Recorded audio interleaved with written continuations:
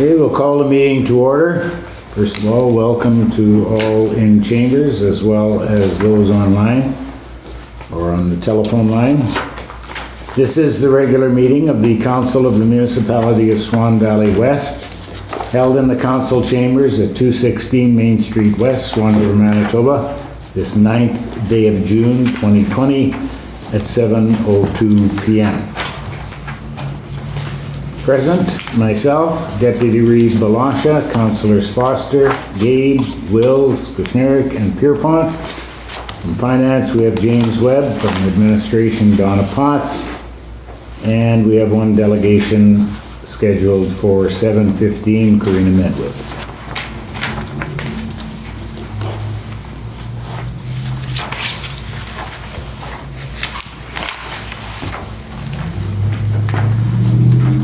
Moved by Councillor Foster, seconded by Councillor Wills, resolved that the agenda for the regular meeting of council held this 9th day of June 2020 shall be adopted as presented, unless there are some changes. I'm just kind of curious. I see Corinna Medwid here as a delegation, but I hear Mrs. Salama on the telephone, so I don't see her on the agenda.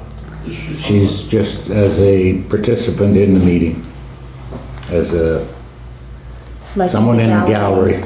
So how did that come to be? She phoned in, requested she could attend via telephone. And So how would the general public know they're able to do that? I guess that's the way we've been having people listen in, and So when before now would we have had a member of the general public call into the conference? I can't recall the time. there's actually a Public couple. hearings? Public hearings are a little hearings, different. Yeah, public hearing was advertised to call in. There's actually a couple that have asked to participate or So have we had a listen. chance to advertise that it's available to the general public? We need to. So we haven't? I haven't done anything with that. So I don't know. how do we justify that we're treating the public fairly when we won't allow the public to be here because of COVID restrictions? But yet some members of the public are allowed to call in if they call and ask for permission, but other members don't know they can ask for such permission. Certainly I haven't seen a decision of council allowing that. I have seen a decision of council saying that we would videotape the meetings and provide them to the public so that everybody had complete access to them. But I wonder how some members of the public have become more fair members. I don't know. I think the ones that showed interest in being here have stopped by or called in. Hasn't been a resolution of council for a while.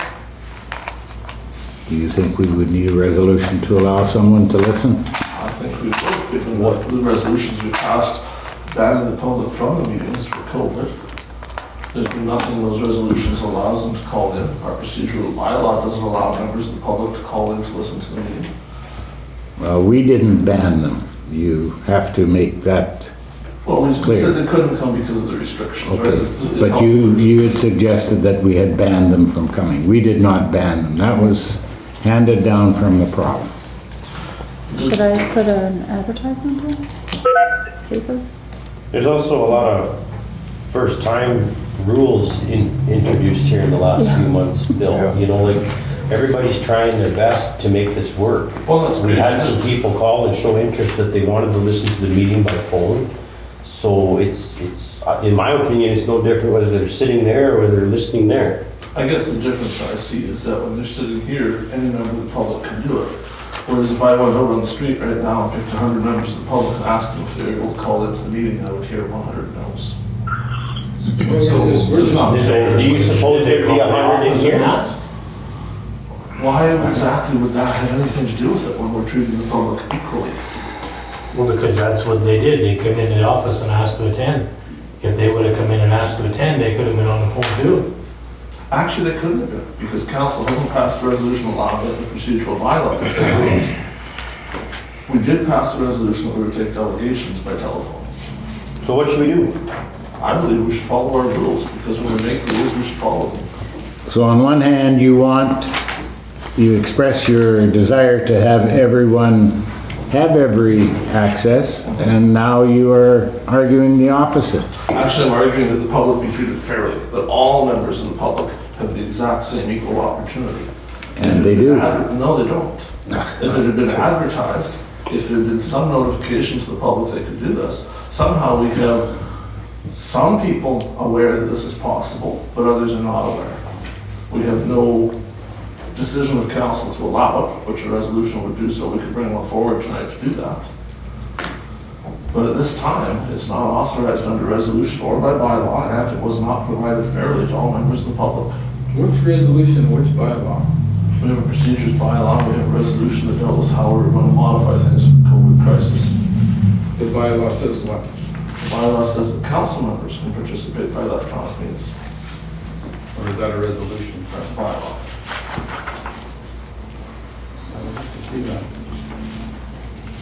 At any rate, it does not have direct impact on the agenda. The question was with regard to the agenda.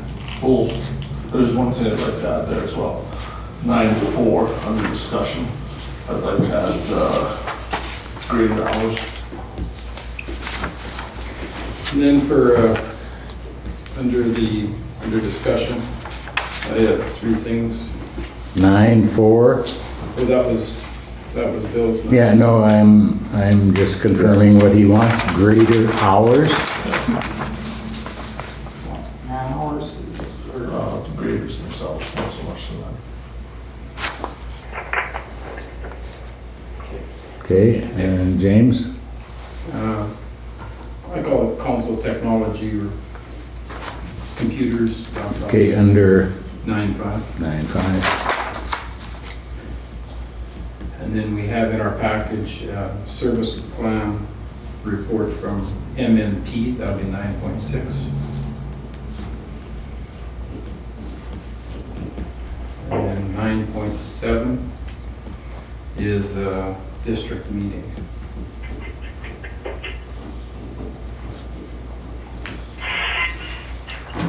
So, just want some clarification. Are you opposed to Meredith Ron, you want to call? being on that, or I'm opposed to pretty hands. so It is on. the laws are Meredith right now? Having- Well, Well, maybe why not there's something else to add. We can leave the call after the meeting. Mhm. We could certainly offer that. If we want to as a council, we could make that decision. The council hasn't made the decision. Mhm. So we either need to decide to allow it, which the council can decide to do. Yep. Or we can follow the rules that exist, which is it isn't allowed. So we should do one of those. We should either allow it to happen, or we should follow the existing rules. Okay, James, on your last one, the 9.7, actually 9.3 deals with the AMM? Okay, Yeah, it Do you says June still district want- meeting there. okay, there it is. Yeah, that's- Still on 9.7 No, then? 9.3 is good, yeah. That's the same, okay. Thought you were trying to make the agenda long today. Well, I think it's gonna be so short. I don't know the way it started, way it started out. I Okay, don't- we have three different suggestions for amendments. 9.4, greater hours, 9.5, to do with computers, and 9.6, MMP. Does anyone have any objection to any of those additions? Not, call the question, all in favor? It's carried.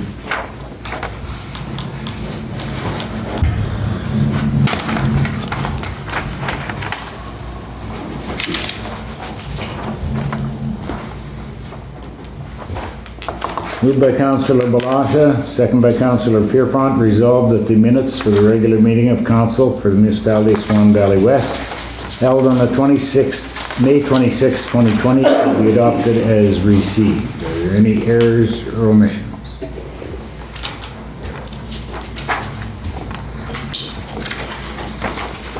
I'll get a chance to peruse them.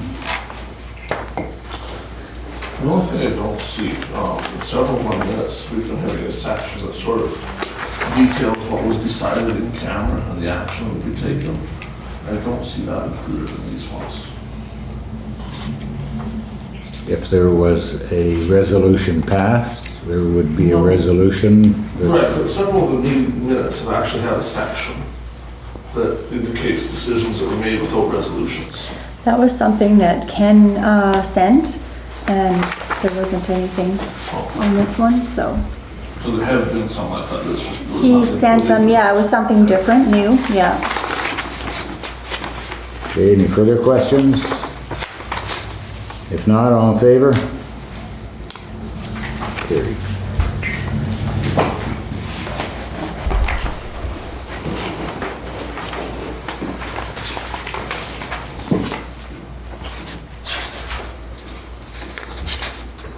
Okay, we'll move on to 7.1, subdivision application.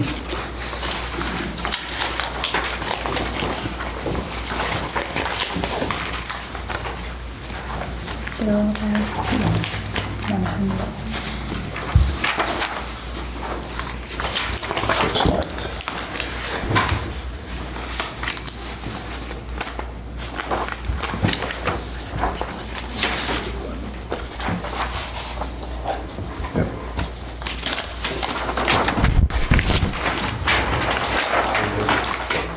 Moved by Councillor Wills, second by Councillor Foster.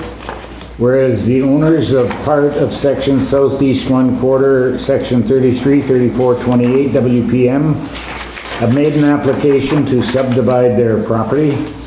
And whereas the Council for the Municipality of Swan Valley West has reviewed said application, along with the letter received from Community and Regional Planning dated June 3rd, 2020, and have no objections to the aforementioned subdivision.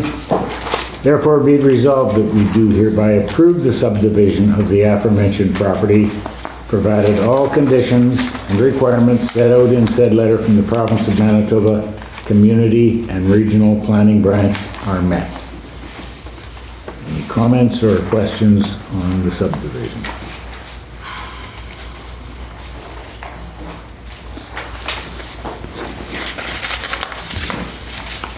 Good. Just curious, when I look at the drawing or the blueprint here, see there's parts that are not outlined here that I believe the individual has home-based business and it's not included in this sketch. Also, I'm assuming it's probably not going to be a problem because It's for residential that the subdivision is, yeah, not for the business per se. yeah.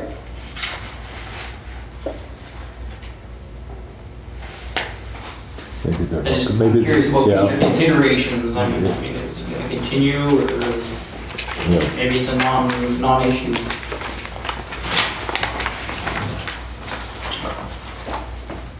Well, he may not have wanted the residents included with the business, or the business included with the residents. For sure.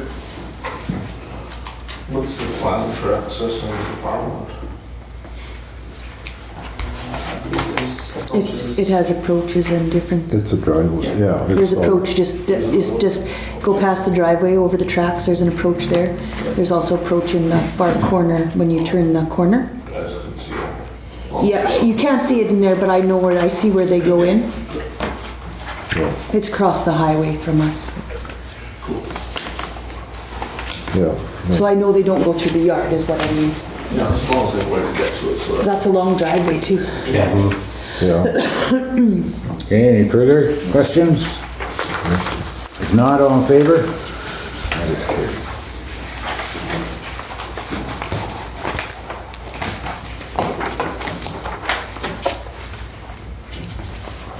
Ms. Medwid, are you on the line? Yes, I am. Okay, it is 7:15. It is your turn. Excellent. I'm here tonight to discuss waste management. I understand from listening to a few council meetings that there's a growing concern for landfill space and the lifespan of them within Swan Valley West. I'm curious to know whether the council and staff of Swan Valley West have done any recent research and/or consideration towards how waste management is currently handled as a whole, such as identifying areas that may be lacking services such as box cardboard, safe disposal containers from agricultural chemicals and waste, and whether or not you have an overall goal to achieve in regards to balancing waste management methods for reducing waste overall, and preserving the environment and the overall carbon footprint in the process of waste management. I heard in one of the meetings that Swan Valley West recycling services may be outsourced to a company offering automated services, similar to what the town of Swan River and Minnetonka's Bozeman have. I see the validity in contracting out these services in respect to the taxpayers not being on the hook for purchasing, maintaining, and or repairing equipment required for the service. But what will the carbon footprint be for these services, especially if the successful bidder is not local to our valley? For purpose of illustration, Swan River currently has a contract with OSS for recycling, and my understanding is the trucks come from either Yorkton or Dauphin, which is approximately 2 hours away. So 2 trucks with a 4-hour commute at 2 days per week for residential service, that doesn't include the commercial, you're looking at an additional 16 hours of commuting time and an additional carbon footprint, which does not include or account for the 6 to 8 hours per day spent collecting the recycling. Those bins are actually quite huge. I, for one, only put my recycling out once every 6 to 8 weeks because it takes me that long to fill it. For those putting their bin out every 2 weeks, are they actually full? And does your municipality even generate enough recycling to offset the carbon footprint of 16 plus additional hours of collection trucks commuting to provide the service on a bi-weekly basis? If you're moving to an automated service and considering the size of the bins provided, will there be consideration put towards reducing the frequency of collection to once per month, thereby reducing the carbon footprint on the commuting and potential costs to the ratepayers? In the big picture, that's not even the final stop for our recycling. It then gets processed, separated, baled, shipped, and transported possibly 1 or more times before it meets its final destination of being processed into reusable material. I realize that's not on us financially.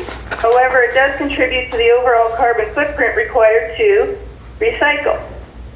Which brings on the question of whether recycling materials are actually getting recycled. China apparently has closed their doors to accepting recycling from other countries. By knowledge, Canada itself does not have a market or processing facilities that actually turn the recycled items into reusable materials. So what is the overall carbon footprint to get these items from our doorstep to a facility that makes this happen? And is it worth it from an environmental standpoint? Does the carbon footprint created in the collection and transportation process outweigh the benefits of recycling itself? It may be time to put more emphasis onto reducing overall waste and reusing materials than relying solely on recycling alone to solve our growing waste issues. Will this municipality be considering moving to an automated garbage collection in the residential communities of Benito, Kenville, Durbin, Cotton Drive, or the golf course area? If so, I hope you're considering that to outsource to an external company that is up to 2+ hours away. 1, do they use your local landfill or haul the garbage back to where they originate from? If it's going into your landfill, those black bins they provide fit double of what the town's current limit for residential collection is. So you may want to factor that into either the frequency of service as well as the amount you're accepting into your landfill, considering the concern with the lifespan of your landfill. You would hopefully will consider the carbon footprint of their large trucks commuting to and from, plus the time spent collecting garbage and whether it's worth it from an environmental standpoint. If you go the route of outsourcing your garbage collection, what happens to your local municipal staff who are currently collecting the garbage? And how does that factor into your crunching of numbers as to whether that is a more cost-effective means or it ends up costing you more? What is your municipality and council currently doing in terms of encouraging and enforcing waste reduction? The PAW passed a bylaw in 2016 to ban single-use plastic bags on the grounds that they are a nuisance and harmful to the environment. All harmful to aquatic and wildlife as well. Organic waste. Food and yard waste can be up to 50% of waste collected.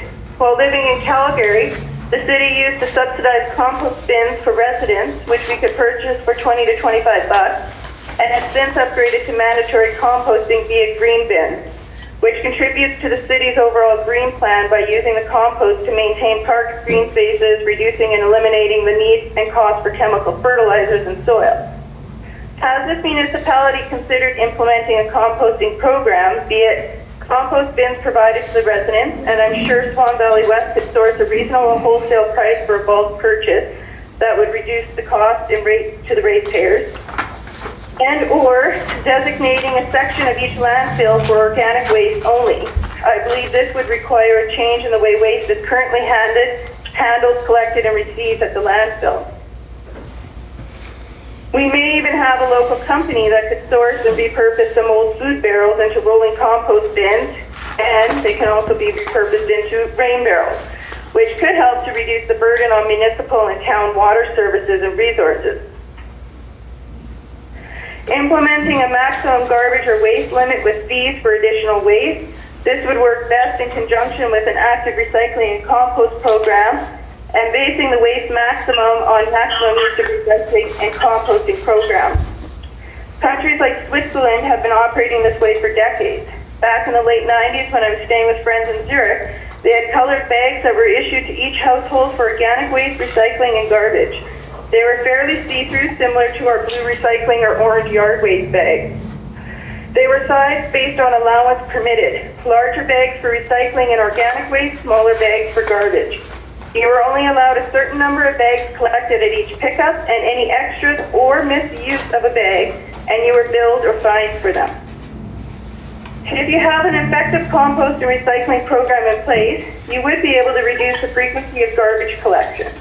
Reducing your waste should also improve the lifespan of your landfill, and by maintaining an organic compost section at the landfill, the municipality would in turn be able to use that for maintaining parks, green spaces, which could reduce the cost of fertilizers and soil. If generating excess, the municipality could consider offering it to the public, possibly generating some revenue from it. Which gets me thinking, does your municipality and council currently have a plan or working on a plan for reducing your overall waste and carbon footprint with respect to waste management? I don't see any of our landfills these days operating any sort of a reusable section within the landfills for appliances, furniture, housewares, etc., and or partnering with the local thrift stores, appliance repair businesses, or nonprofit organizations to repurpose as much reusable items as possible to keep it from taking up space in the landfills and prolonging the lifespan of said landfills. Operating a reusable section within the landfill could also offer what you can for items, which would be a way to generate some potential revenue and help out with our at-need, low-income, and youth populations. Use of an incinerator. I heard at one time there was some talks between an industry, I think it was maybe LP in the town, about possibly getting one, and that there were grants and government funding available to help cover the costs of it. I briefly Googled the use of incinerators for use in waste management, and by no means consider myself an expert, but discovered they do come with a longer list of pros than they do cons. However, that very short list of cons includes some significant points such as cost. Cost for the unit, as well as the trained and experienced staff to operate it. Pollution was another. However, I suspect if you go with a model that includes all the filters to catch pollutants are capable of handling proper disposal of clinical waste, to reduce the risk of pollution during the incineration process, leaving proper handling and disposal of the ashes to deal with. What caught my attention on this method was the reduction of land space required to store waste. It reduces the mass of waste up to 90 to 95%. Reduce risk of chemicals and pollutants seeping into the ground and contaminating soil and or water sources during the compost process that traditional landfills use. Less odor, noise, pests, and methane gas as compared to traditional landfills. They operate in any weather, which is convenient for our long, cold winters. Effective for metal recycling, it can easily be separated out from the ash. Eliminate harmful germs and chemicals, including clinical waste, which brings to mind an aspect of our current social epidemic of needles. And what really piqued my interest was their ability to produce heat and power. Europe and Japan integrated incinerators into their modern heating systems. Sweden generates approximately 8% of its heating needs from waste incinerators, which gets me thinking, is this something we can use to heat or power the community halls, rec centers, or any other government-run building to offset some or all of the utility costs and reducing the burden on taxpayers? It also makes me think this could be a possible solution to the box cardboard that our businesses currently are having issues with, as well as the agricultural chemical containers our farmers need to dispose of. Which then gets me thinking, would local access to an incinerator be useful or beneficial to other businesses or industries in the area? Agricultural farmers spraying fields with fertilizer, herbicides, pesticides, desiccating, and Roundup, they're applying up to 5 applications per crop a year. That's got to generate a fair number of these containers. I read in the local paper that one of our large farmers operates approximately 9,000 acres, and they're only one of the large operations in our valley. Does the municipality know how many of those containers are actually being disposed of in a safe manner so the chemicals aren't seeping into the ground, potentially contaminating soil and water sources? Or the toxic pollution created if they just get tossed on a burn pile rather than hauled to the landfill? And how long do they sit in the landfill? Are the municipal landfills equipped and structured to protect the ground from leakage? If after grants and government funding there is still a cost, then maybe it's time for the municipalities in town to take a global approach to a common waste management problem and partner together. Collaborating with businesses and industry, one could offer an investment incentive similar to what charitable organizations do when fundraising, with a bronze, silver, gold, and platinum investment option, with each level offering X amount of free use of the incinerator for waste, based on volume or time in months or years, or a combination of the two, before regular service fees would commence for that business, industry, or municipality. Other things to consider: there was valley-wide support for moving to incinerators, is operating one specifically for organic waste only. So the ashes produced could in turn be used by farmers on their fields, which would reduce the amount of chemical containers needing to be recycled or disposed of, and have a potential source of revenue to offset cost of operations. The organic-only incinerator could also be used by farmers in the summer in lieu of applying for burn permits when burning off organic waste. With our extremely dry ground, environment, lack of trees to block winds, there is always a risk of fire getting out of control. Operating a separate incinerator capable of properly disposing of clinical waste could also minimize toxic pollution from disposing of agricultural chemical waste. In closing, I grew up both in the city and on Grandpa's farm. In the city, everything went in the garbage, and we had no limits to my knowledge. On the farm, we burned garbage. Only burnable items went in the household garbage. Table scraps were fed to the barn, cats, dogs, potato peels, and vegetable scraps tossed amongst the fruit trees. We had a garbage can to hold tin cans and one for glass that eventually got hauled to the dump. Clothing was handed down, used for rags, making soap. People back then still canned most of their own food, reducing the amount of canned food purchased and used. There was very little waste on the farm, and I recall even at a young age thinking every fall when I returned to city living how wasteful urban environments were. Cities like Brandon, Winnipeg, and Calgary have all brought in recycling and are also adding composting services to deal with and reduce the amount of waste going into landfills. Our society as a whole has become extremely wasteful. I believe it is time for our town and municipal councils to be encouraging and enforcing more waste reduction and reuse in our community.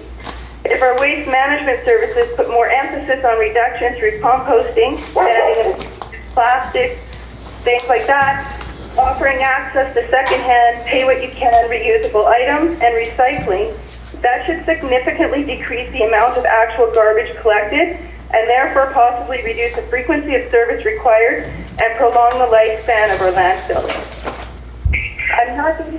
I'm all for getting the best bang for our buck, but at what extent to our local economy and our environment? We need to find a balance. I don't have a concrete solution to offer, but the 3 R's I learned about in school for waste management were reduce, reuse, and recycle, managed in that order. It was our way of life on the farm. It is still my personal practice. And bottom line, does this municipality incorporate or enforce any means of reducing and or reusing waste in their current waste management service plan? If not, I do hope I have provided enough ideas and possibilities to provoke deeper thought, research, and consideration into how our valley, municipality, is managing its waste and reducing our overall impact on the environment.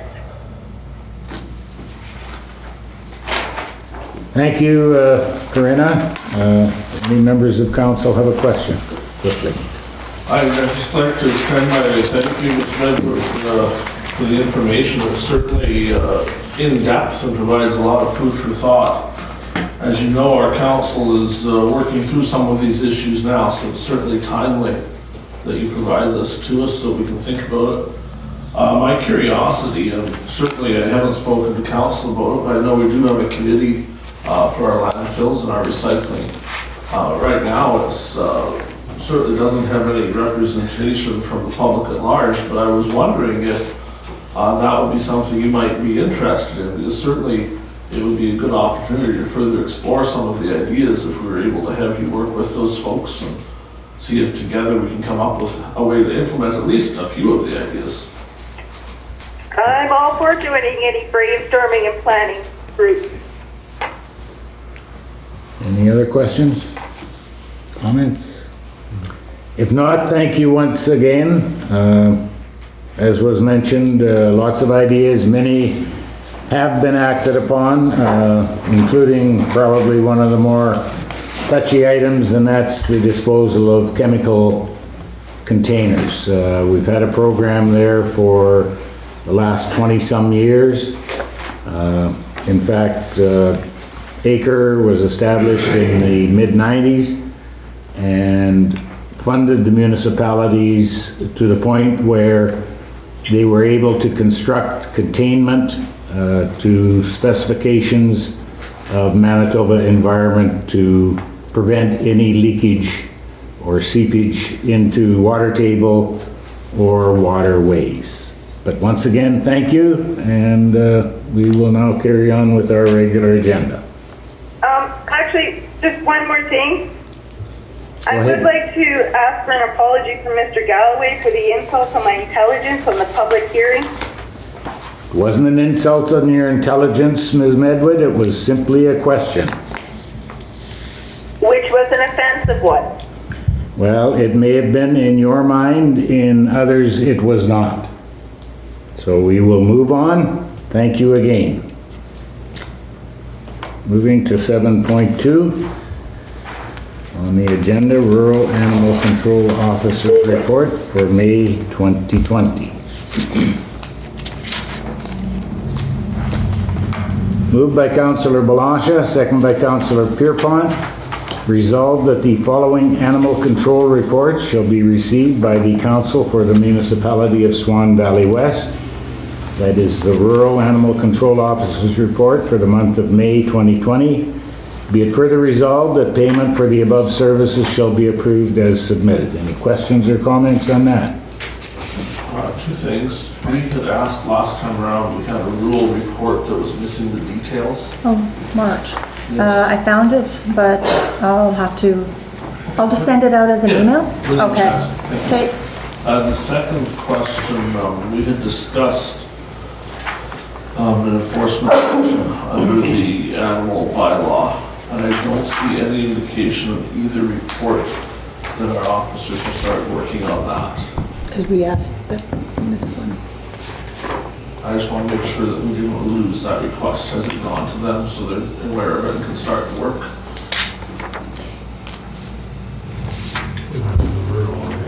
We It asked, was a rule. we asked that the urban attend that one. And that was our May 26th, so he might not have gotten. I just want to make sure that that did get to him so he can begin working on it. I missed a whole week, so I'm not sure Okay. what went out. Okay, we can check on Yeah. that because we should. just so we don't have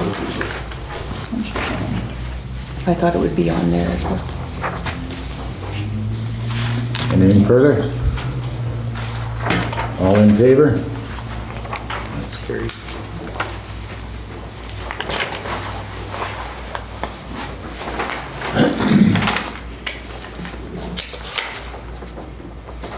Moved by Councillor Gade, second by Councillor Kushniryk, resolved that the following animal control report shall be received by the Council for the Municipality of Swan Valley West, and that is the Urban Animal Control Officer's Report for the month of May 2020. Be it further resolved that payment for the above services shall be approved as submitted. Questions or comments on that? If not, all in favor? It's carried.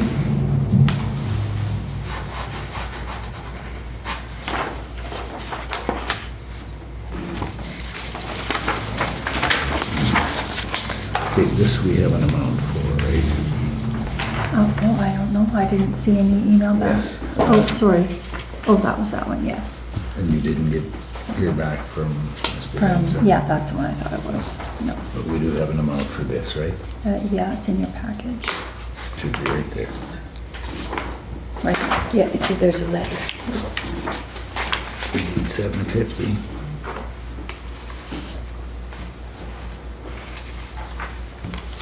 This is the next one, no, it's just a report. Before that one.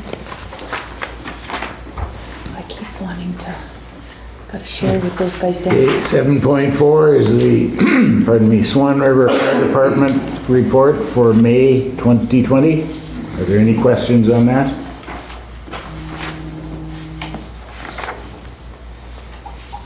Mr. Gade has a question. Go ahead. Two actions. First one, I sent a report with 436 West Front Road, an owner caused grass fire. Did we confirm if they had a permit that was valid at the time?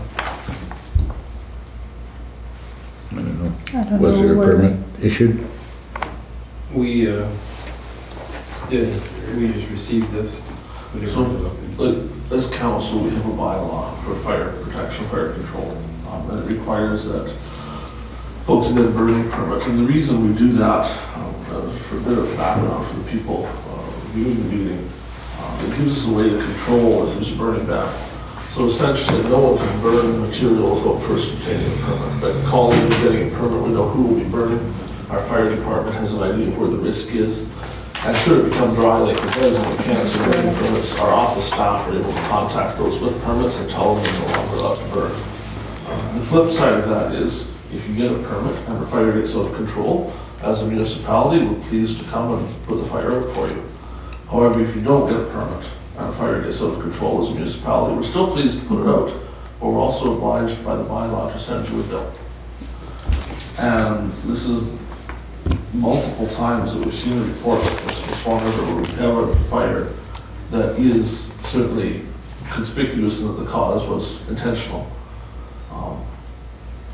Yet we never have an answer for if we sent out the bill. And certainly, if we're not intending to ever bill anybody, we should change the bylaw. But it's been over a year now, and there's still some pending fires from May of 2019. The council had agreed to send a bill to, but the bill had never been sent. Letters never went. I find that as a concern. Don't send bills. Again, I'm on the kick that if we're to have a rule, we should follow the rule. And if we don't wish to have the rules council, it's certainly in our prerogative to change the rules so it doesn't exist. And that can be a decision of council, but we need to actually make the decision rather than just ignoring the rule. The second part, and I've been asking for this for a year as well, I think the Swan River Fire Department, they certainly had a busy month. They went to a lot of calls, both in our municipality and other places. However, for the last year, I have yet to see a single report from our own Lido Fire Department that indicates they've attended even a single call in a year. I suspect they have.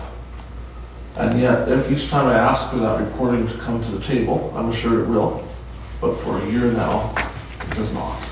And certainly, it would allow council to have oversight on that same question of was a permit obtained or was a fine issued if required.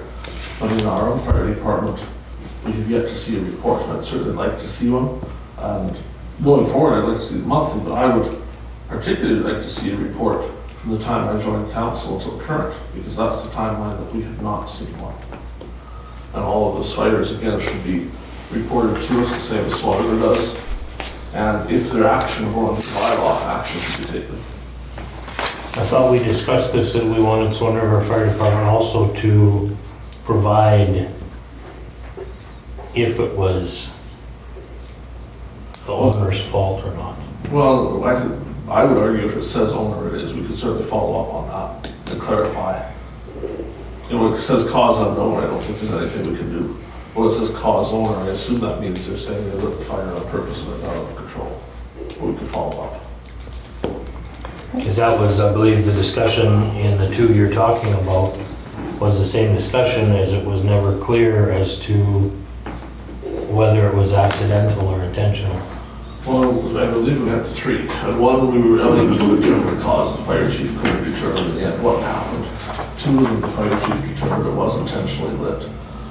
Council had some concerns at the time that there might be a burden in imposing the fine. The fine itself would cause financial hardship, which I think was a valid concern of council. What we had agreed to do at the time, about a year ago, was to send a letter to both of those files indicating what the fine should be and giving them 30 days to give us reasons why we should not impose the fine. If there was financial hardship, if they had tried to do a burning permit, if there's some mitigating factor that we should consider before fining them. But we haven't, to my knowledge, done that yet. And certainly after that time, we haven't acted on any other fires in the 12 months after we made that decision.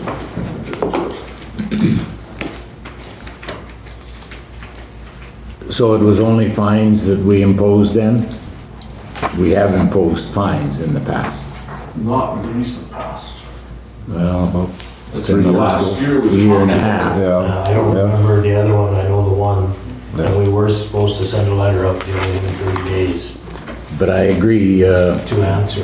we should be aware if the individuals who had a fire had a burning permit or not, because we've, for the past month or so, been in a no burn situation. And if somebody lights a fire now, then we don't worry about recouping costs. We go right to fines as well as recouping costs, so. So specifically to this report, then should we be following up on the Westland Road one there to see if there was a permit? Well, I don't think it's up to council members to do that, but staff definitely should be directed to pursue, Yeah, it won't be hard. that information. When did what was the date when we put our fire ban on? It was at a meeting, Special meeting. so it wasn't, was it last meeting, 2 weeks ago?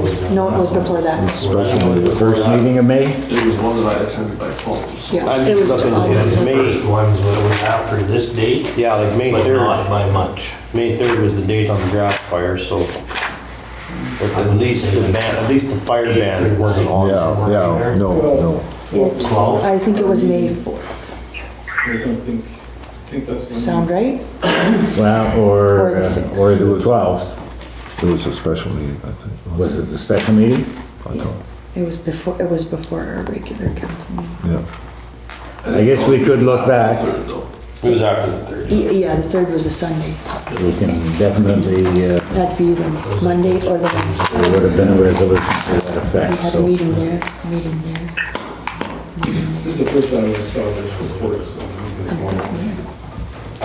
So you'll determine whether there were permits issued as such? And we'll compare it to the fire ban. Okay. Thank you very much. Any further questions on the fire report? Okay, moved by Councillor Kushniryk, second by Councillor Wills. Resolved that Council of the Municipality of Swan Valley West hereby approve funding in the amount of $887.50 for the upgrades of the Swan Valley Chamber of Commerce to reface the exterior of the tourism building. Now, we got a request from the chamber asking for equal funding from the municipalities involved. simply because we did not fund attendance at the PAW or Flin Flon promoting the valley because of COVID. So I guess what they're asking is if we would consider chipping in to help freshen up the chamber building, seeing as how we didn't have to pay for someone attending the gathering in it was the PAW or Flin Flon? or both? Flin Flon and Thompson. Thompson, right, Yeah. Flin Flon and Thompson. I just left a message. Any comments or questions with regard to that? I don't see why not. Neither do I. No, no. Okay, I think it's fine. I agree, we should do it. The one thing that I did ask of them at a recent meeting, normally those trade shows, they would have distributed the tourism books to the valley. The books exist and are printed, but because the trade shows didn't happen, there's 2,000 or 3,000 of those books that were given out, Still sitting. and they become dated at the end of this year. So I certainly encourage them to look for what could be done to get those books into somebody's hands rather than into the recycling program. It certainly would be a benefit. I haven't heard back, but I just caution that, you know, should we get a letter saying they want another $200 to do something with them, I'm gonna want to vote in favor of it too. So I think if we can get those books out, it's gonna benefit the valley. How big are these books? They're a little too big to mail, for mailing. This. Yeah. They talk about maybe going to Dauphin, like having a little event in Dauphin just to give books out, just because Dauphin people 2-hour drive from here isn't that unreasonable right now? It's too bad Even the because, mall. it's too bad because I know someone who just came back from a trip to Flin Flon with plants that could have had a box of books. It was discussed, you know, just leaving them someplace, but the thought was people probably wouldn't go grab But them. even if you left them with their, Grab Yeah, tourism really. and stuff. that's what I mean. It's just if you can find some other thing going on to piggyback on some sort of event to get them into people's hands. Because otherwise they have to actively go seek it out. And we'd like to find the people that necessarily aren't seeking it out, but would think, hey, I could go to Swan River for a day and check it out. It's a tough sell right now, like without any planned events or so many events that are canceled, it's tough to piggyback on anything, right? So very little happening. I mean, other than putting them out in retail locations or putting them in the hands of a recreational site, a camping site, like, I think we gotta keep our eyes and ears open to. Absolutely. Paper. okay, ready for the question? All in favor? Yep. That's carried.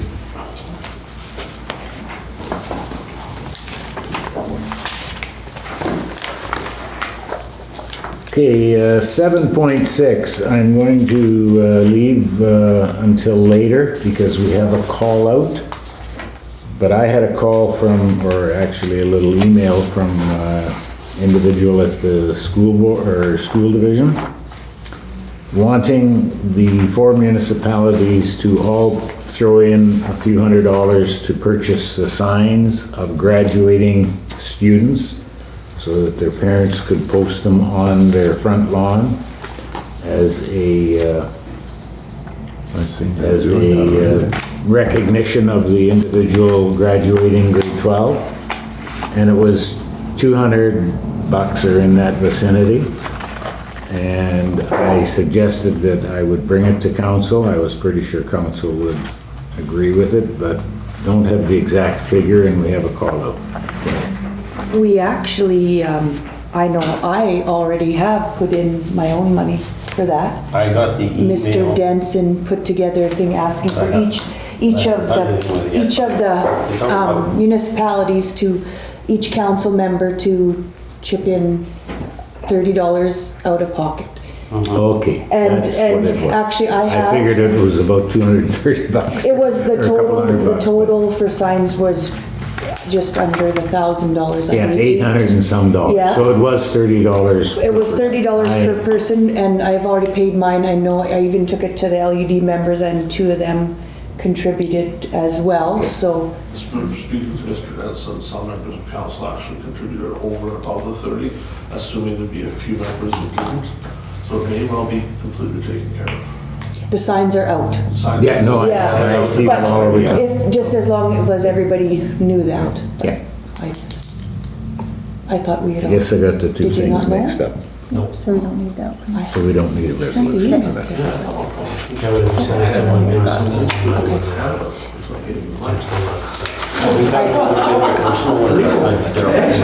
I have his address on that if anybody needs to send. Yeah. No, it was my mistake. Sorry. I just thought Okay, we'll move into number 8, finance.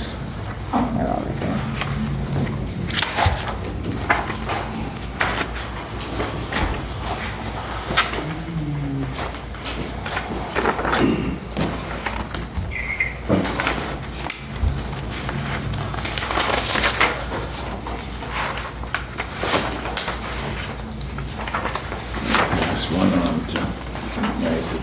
End table. One president.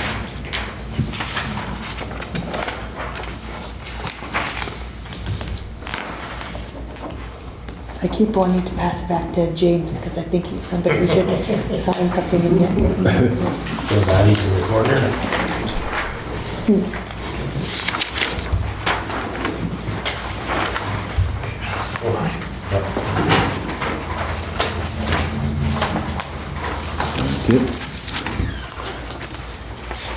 Moved by Councillor Foster, seconded by Councillor Will. Resolved that the Council for the Municipality of Swan Valley West does hereby approve the following payments. General checks number 16102 to 16146 in the amount of $217,601.29 for a grand total of $217,601.29. Any questions on the list? Check number 1612, first of all, let's do West LLP.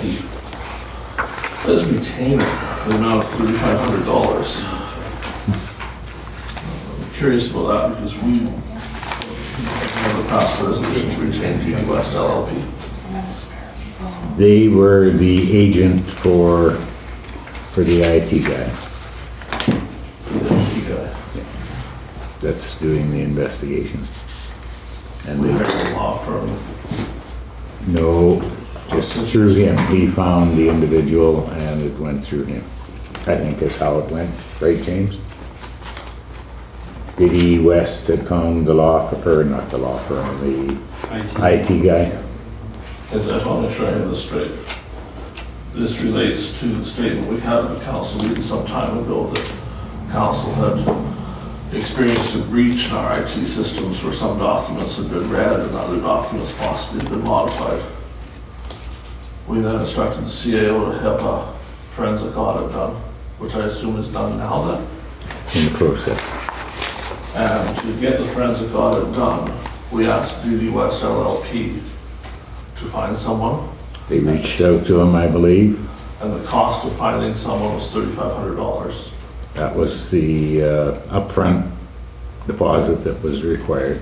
So does the $3,500 pay for them finding the gentleman, or does it pay for the No, gentleman it goes directly to the gentleman, through a law firm through the law firm. that we don't have any resolution to retain? Pardon? That we have no resolution to retain? To retain whom? DD West LLP. There's never been a resolution come to council involving this law firm to pay them $3,500 plus tax.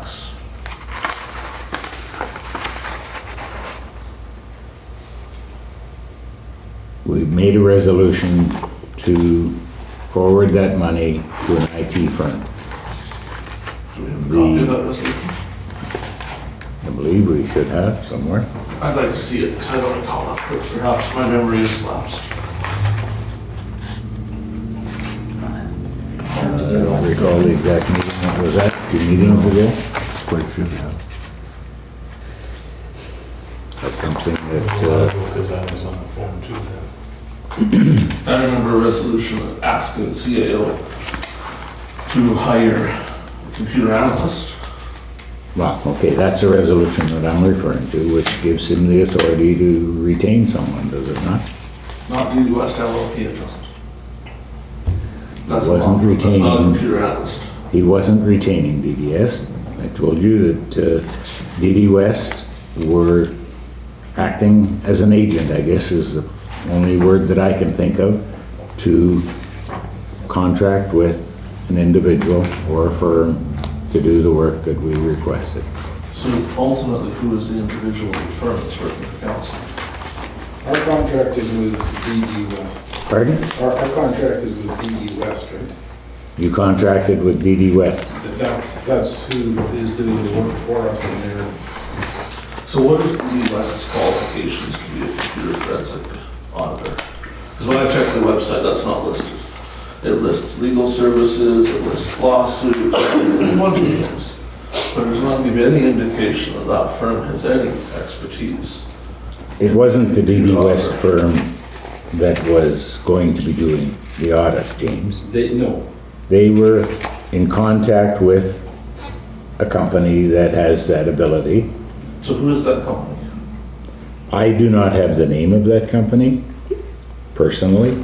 So we I have don't a know. company doing an audit for our council on perhaps the most important security-related issue we have, but we're not aware of who's doing the audit. I'm sure that we could get that name for you if it, Have they started the audit yet? Like, it's been a long time. my assumption that they have. There was some delay in doing the check and getting it out, but it has been done, and I expect that it has started. So what's our total, like you say this is a deposit, what's our expected cost?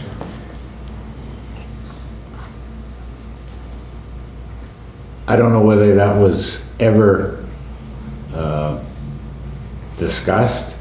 I understand that they felt that that would be sufficient, but I guess it would depend once they got in there. And it's not an open-ended thing. When they run out of money, they're gonna have to come back to us if they have not discovered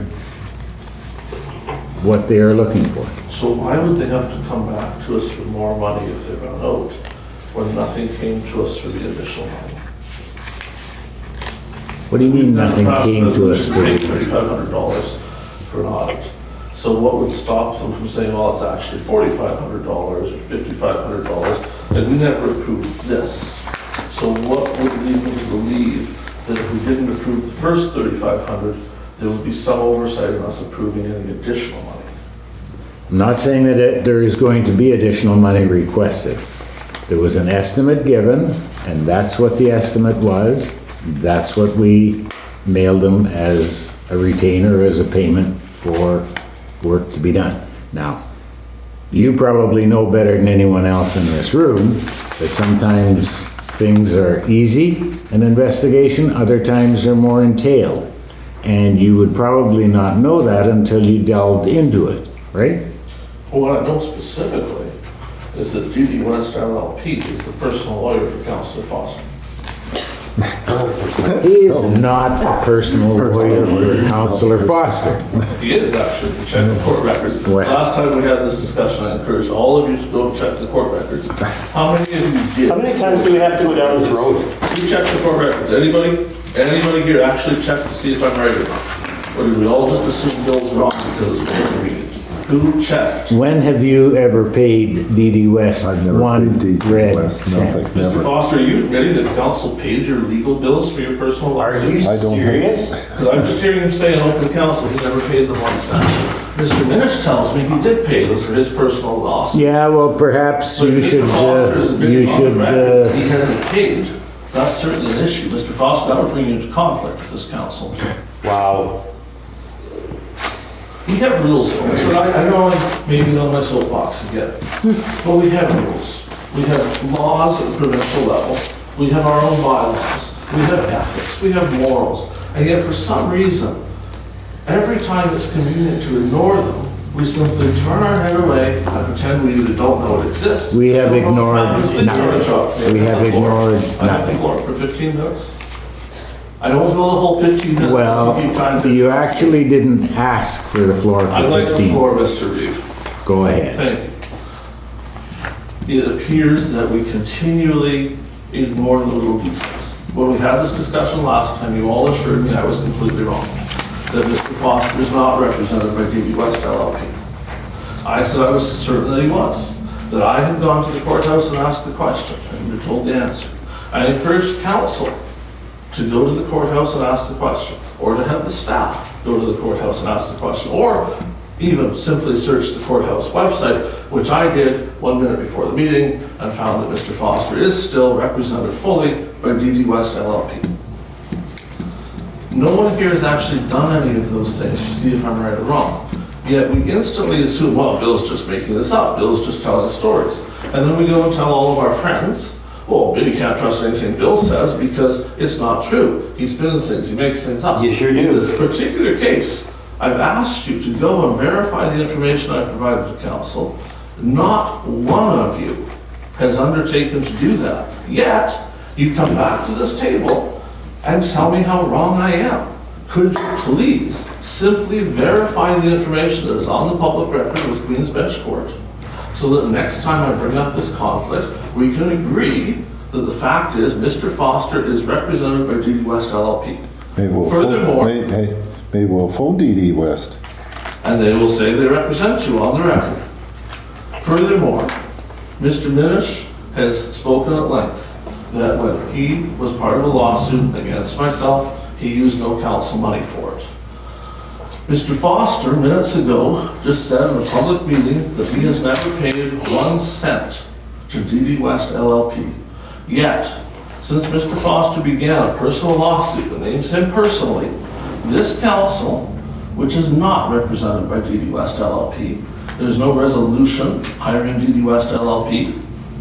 There's no action on the books from DD West LLP. There is an action from former members of council. This council has spent well more than $100,000 on a lawsuit that doesn't contain this council's name, but does contain Mr. Foster's. And the only way that can be legit is if Mr. Foster has paid it his own way separately, as is required by the law. And so I ask you, Mr. Foster, through our worship of the Reeve, can you just confirm that what you told us a few moments ago was you have never paid DD West 1 cent for that lawsuit? Because if that's true, certainly I would think you should be resigning your council seat before such time as you're taken off of this council. It blows me away the depths that will go. To be right and just. To be right. To actually. How many times? Okay, okay. Some BS story out to the public. How many times have I I'm talking now. All I have done is try to correct you, and then you turn around and you threaten to sue me for defamation for simply pointing out another opinion. An opinion would be fine, Mr. Wills. Pointing out that I'm a liar is not, unless you have some facts to support it. Except I did have facts, didn't I? Similar to the ones tonight where you never bothered to do any research on the topic and come here and again say I'm wrong without doing any research whatsoever. You know what, Bill? I have done my research. So have you been to the court? I'm not answering any more questions that you want answered. Okay, I'm done. So we can assume then that you. You can assume whatever you want to assume. How about we move on with the agenda? I would like to strike check 16102. We have no resolution on the books authorizing that payment. We need to have a You want an resolution. amendment to the resolution then? Yeah, I would like to exempt 16102. Okay, do we have a seconder for that amendment? Do we have anyone who wishes to second that amendment? No one here thinks we should actually follow the rules and have a resolution to pay these folks before we pay them. Anyone here wish to second that amendment? I declare the amendment failed. Back to the regular resolution. Any further questions or comments? 16137. Is that the final payment for Swan Valley Solutions? What was the number again? 137. 3/4 of the way down from. Oh, yeah. Okay. Well, remember, we do use their garbage bin at the landfill, so that's one of the things. And it was done the 9th of June. Is that the final payment to them? Yeah. No, they continue to work for us. We have not notified them. Well, they have actually queried me about it, and they know where They know. where it's going. He's Yeah, cleaning up they the know where it's building. going. They're in the process, the last word I had is that they're in the process of cleaning things up, but there's no end dates, official end dates. So there will be more bills. Okay, Yeah, well, I was gonna ask for we are it. going to have to deal with that tonight when we talk about the actual recycling. You had a question? Well, I do have a question. From hearing the conversation here, it sounds like we've notified Swan Valley Solutions of something. Council has yet to make a decision about recycling. So I wonder how it is we were able to notify them of anything. He picked up on what was said at the meetings, costs and so on. He knows that the other bidder doesn't need the building, and the cost of running that building, he's assuming. When he questioned me about it, I said that after the budget was passed, there would be a resolution of council awarding the successful bidder, and that's the extent of it. Now that we are an open council now, it's been discussed. That's not the same story council heard in camera about this item. Would you like to speak to what we were originally told about Swan Valley Solutions being notified? Would I like to do what? In camera, previously, you spoke to that same question that I've asked again in open council, and you provided a different answer. Well, that's your opinion, Bill, and I have no intention of breaking the confidence of in camera like some other people do. So, if you have another question, we'll deal with it. If not, we will deal with this when it comes up on the agenda. That's all I did. Any other questions on the list of checks?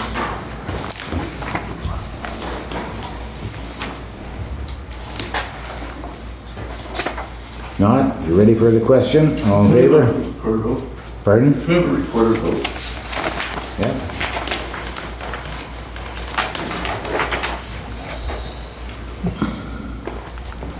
Councillor Blosha? Yes. Councillor Pierrepont? Yes. Councillor Kushniryk? Yes. Councillor Gade? No. Councillor Wills? Yes.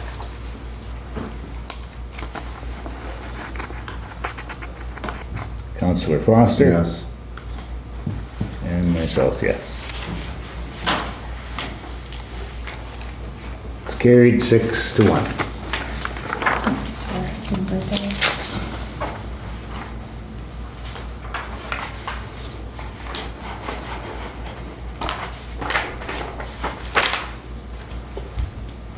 Okay, next is 8.2, payroll checks number 3130 to 3146.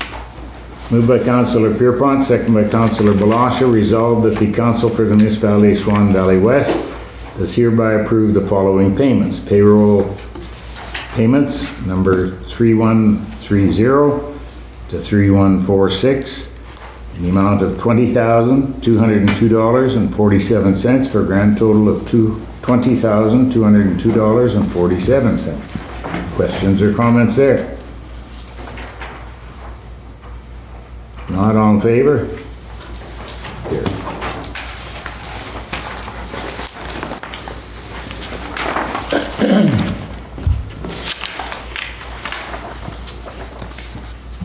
Eight point three.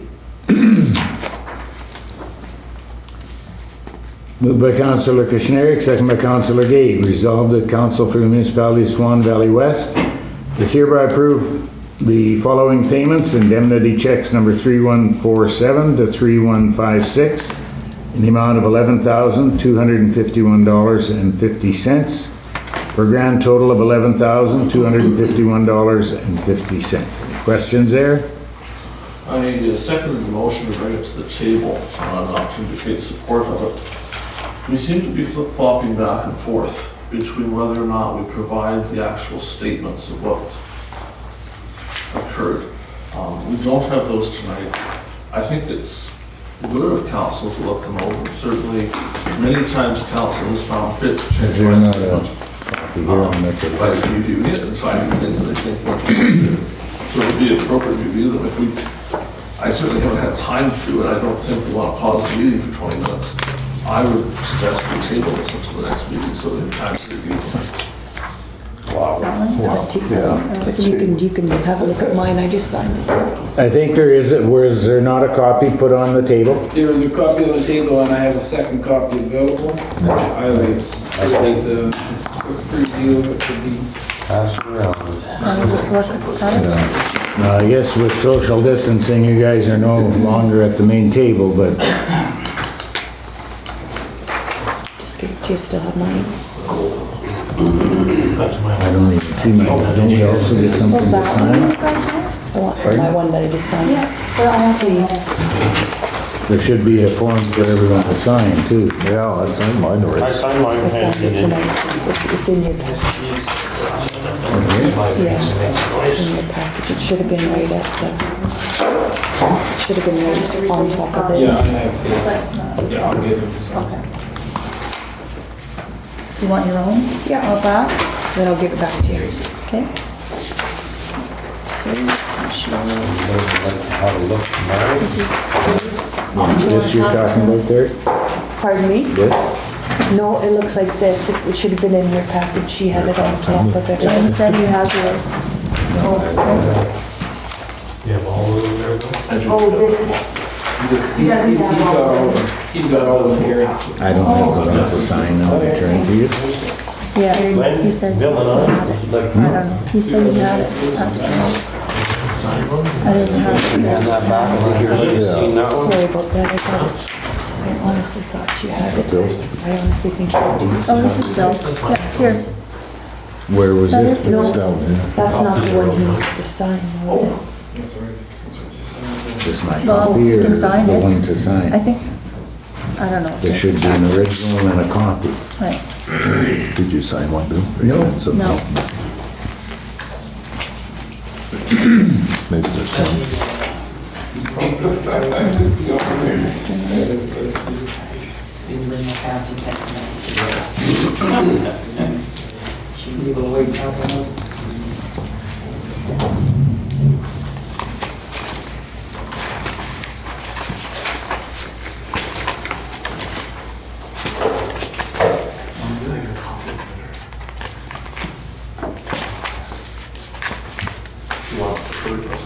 I did promise them. I can totally fit with your question. Yeah, exactly. You want me? But we'll talk about it. That's it. So, Yeah, is there an original one that I'm supposed to that sign? is the reason. This one? Yeah. Okay.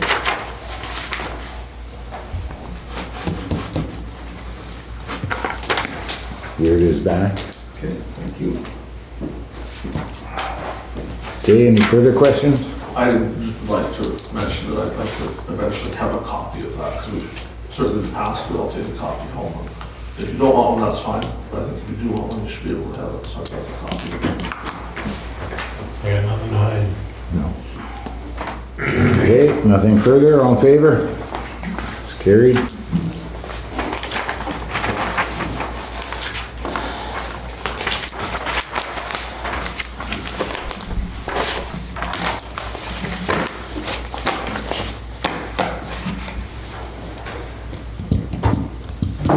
Okay, number 9.1, purchasing more radios for trucks. So I would take it this would be for the new truck? Okay, And and one what of our else? other radios, I don't remember what it's in, but it doesn't, it's done. It's Not sure if it's. But he sent it away to get it checked and it come back. come back, right, no go. You can strike the fire department thing off this right now, it's not for them. No. No. So yes, they need 2 radios, one for the new truck and one to think that's replace the one that difference. is no longer working. Yeah, because he sent some out, some were fixed and some were not. Yeah.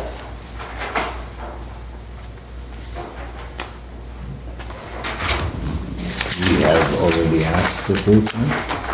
That's what we have. Yeah, everybody has a package. You can see mine here. Yeah, they've got the wrong ship to address on there, but Yeah.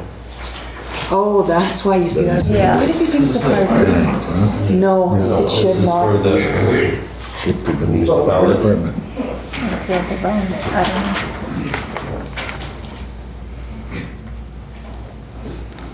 Anybody know what make a CM200D? It's a Motorola. It's Motorola? Yeah, they're Motorola's. You know your So radio. $590. I know the radios because they're kind of the same as we use in the tractors. And Exactly. on the back, there's the other quote. Yeah. This one Thank you. is I was gonna say, was there? Yeah, Thank you. Prairie Security, Price, 568, everything else is pretty close. 1138 versus 1180. I think we did 5 for this people. That's all. Yeah. For the same radio. The other nice thing about local That never is happens. We he's usually get two right different. across the back of the yard for service, right? Literally. And these two companies work when one can't do it. Yeah, they kind of work together, right? Okay, we have received 2 quotes, one being $61 less than the other, $61.90. Okay, just a second here though. Oh, two. Okay, I see. I didn't think it said 2 antennas and 2, but it does. It's just Yeah. in a different area. Thank you.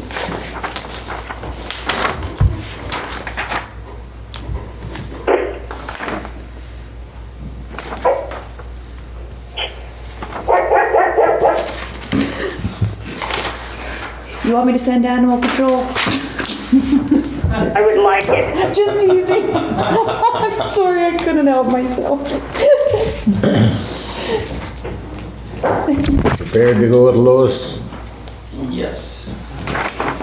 Most definitely. Yeah. What, do you guys want to sign this? Yeah. Too bad it's,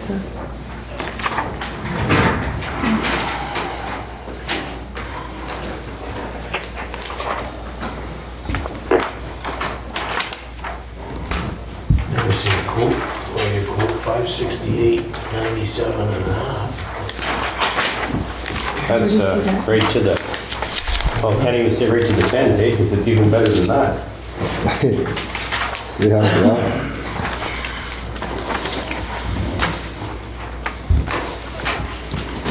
Fill in the blanks here. Prairie Security. It's got to be an invoice here where do you see that? on the price. Always prices. 568,975.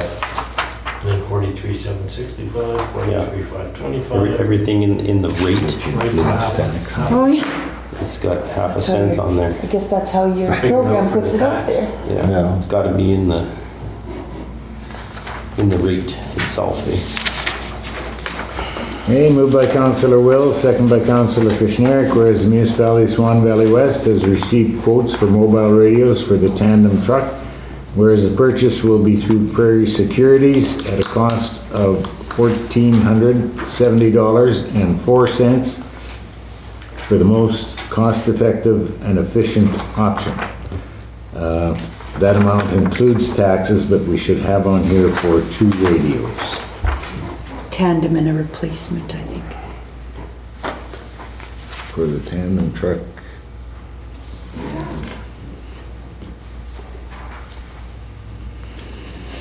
So here's an even bigger question, what was the other truck that we sold?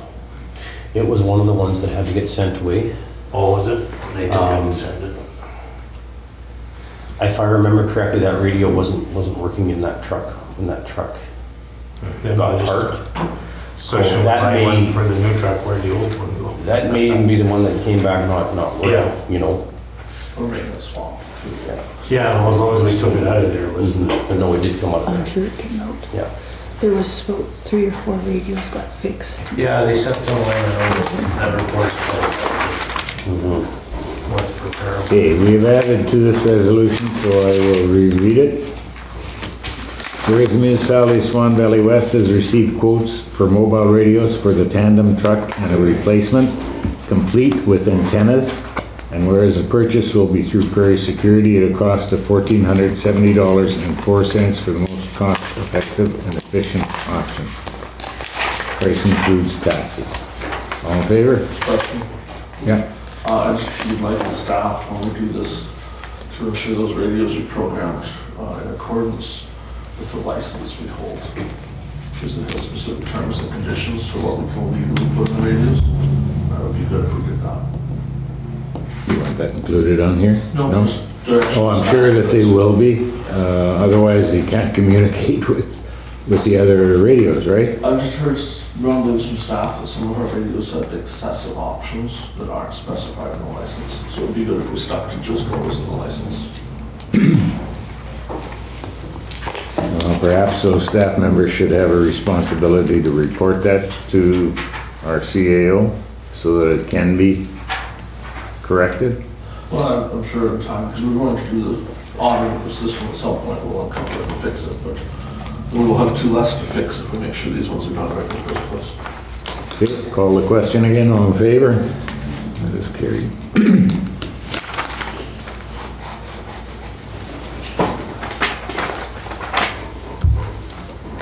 Okay, 9.2.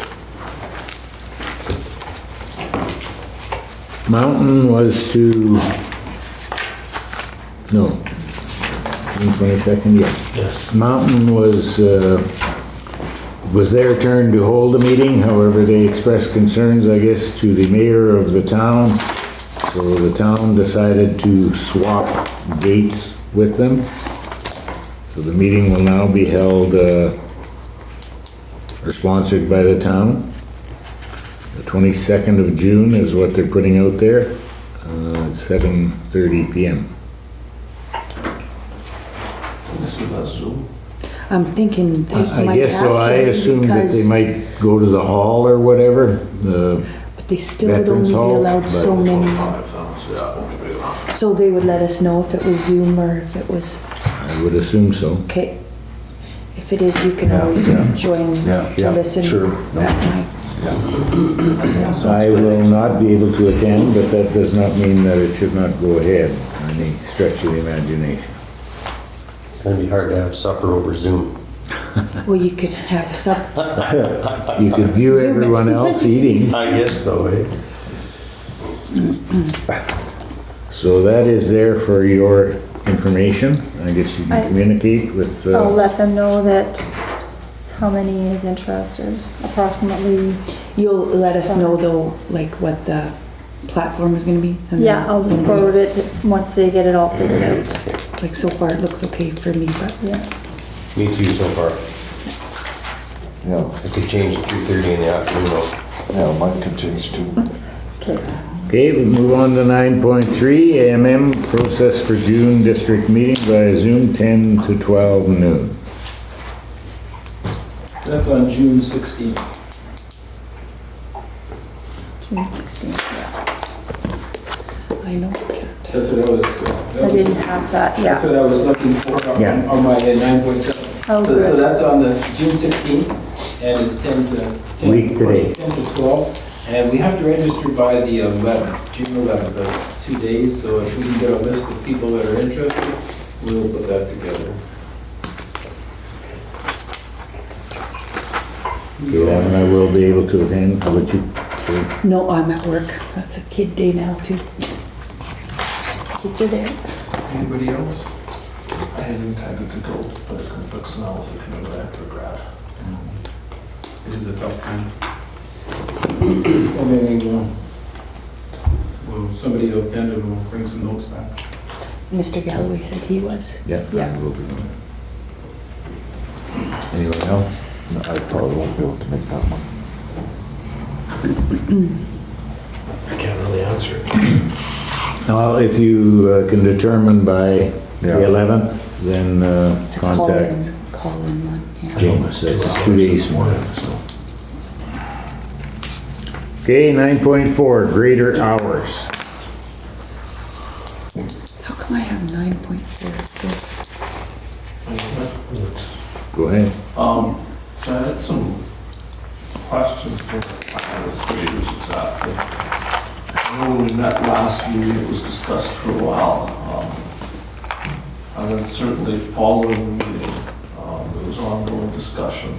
With a lot of people about the concept of whether or not we were laying off staff or not laying off staff, and what the decisions had been on that. I'm kind of curious for an update on, certainly I had several people ask me for a copy of the resolution that indicated the council and said staff would be off on the Thursday and Friday and Monday if there wasn't rain. I wasn't able to provide that to them because there was no resolution passed by this council. But certainly the staff had indicated to me that an email was circulated indicating they would be off those days. Then they indicated that they received another message that they were to work those days. And I know some members of council have discussed it. I guess I'm looking for some clarity here. Where are we at with that discussion? Can we confirm that council kind of made that decision but didn't pass a resolution? And then have we agreed to undo that decision now, or what's happened? It was in the hands of the CAO, Bill, you know that. The reason it was suggested and discussed was because of the extremely dry conditions. It has now rained. End of story. I guess what I'm looking for is some clarity on the middle part of the story of how the decision got to be made. Because I know a lot of people have expressed interest in knowing how that decision happened when it didn't happen by resolution. What can we provide to them to explain how it came to be that our staff were told they were having 3 days off? Well, I think it was suggested by council that it would be good if they used up some of their overtime, so we weren't having to pay overtime to help keep the budget in line. So is it fair, I guess, to say that it was an idea of council, we came up with it, and then we maybe changed our mind? Would that be something we could? Well, it was a suggestion that we would hope they would use their overtime. It was never discussed of laying anybody off. No. Not that I remember. No, it was nobody like it all. No. You know that the CAO is completely able to give direction to employees with respect to what to do, how to do it, when to do it, etc. So was it the direction of the CAO on their own that the employees would be off work for 3 days? Or was it the direction of council to the CAO that the employees be off work for 3 days? The simple fact of the matter is that a directive was given, and then shortly after that, the directive was withdrawn. No harm, no foul, except somebody trying to score a few political points, Bill. And that's basically what it is coming down to. I'd suggest. And I will not, as the chair of this meeting, allow that to continue. Will you answer the question of where the directive came from? I move we move It on. came from this council table advising the CAO, as we have said, the CAO took it upon himself to issue that directive, and then when he was speaking with an individual who works for us, that individual said, we got some rain, the directive was changed. So End of story. the only thing I want us to agree on is that the CAO didn't come up with it himself. It was a discussion at this table, and the CAO was told to take that action. It was suggested that it was maybe a good idea because of the extremely dry conditions. Now, Thank you. 9.5. Technology. Technology. That's what you said. That's good. So over the last 2 to 3 months, we had been discussing, a good way of distributing minutes and possibly providing some technology to the council for their own emails so that everything is contained in one piece of equipment, and then you wouldn't have to use your own personal equipment at home.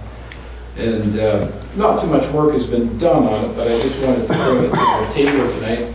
I wasn't the one that was leading it, but it's fallen into my hands. And so there's different options that we do, like we got this handful of paper and we got an agenda, and that can be distributed on electronically so that it's continually updated, and if it's changed throughout the day, it's on a website, we'll call it for simplicity, and you're able to pick up on it and see the changes or any updates, and then you're not printing paper continuously or having it at the table. Other councils use it, not saying that we have to, but it's just an option out there. And there's everything from laptops to tablets to surfaces that we could purchase for that purpose. I just wanted to open up for discussion to see what everybody's preference would be, or if there was any question. Carrie?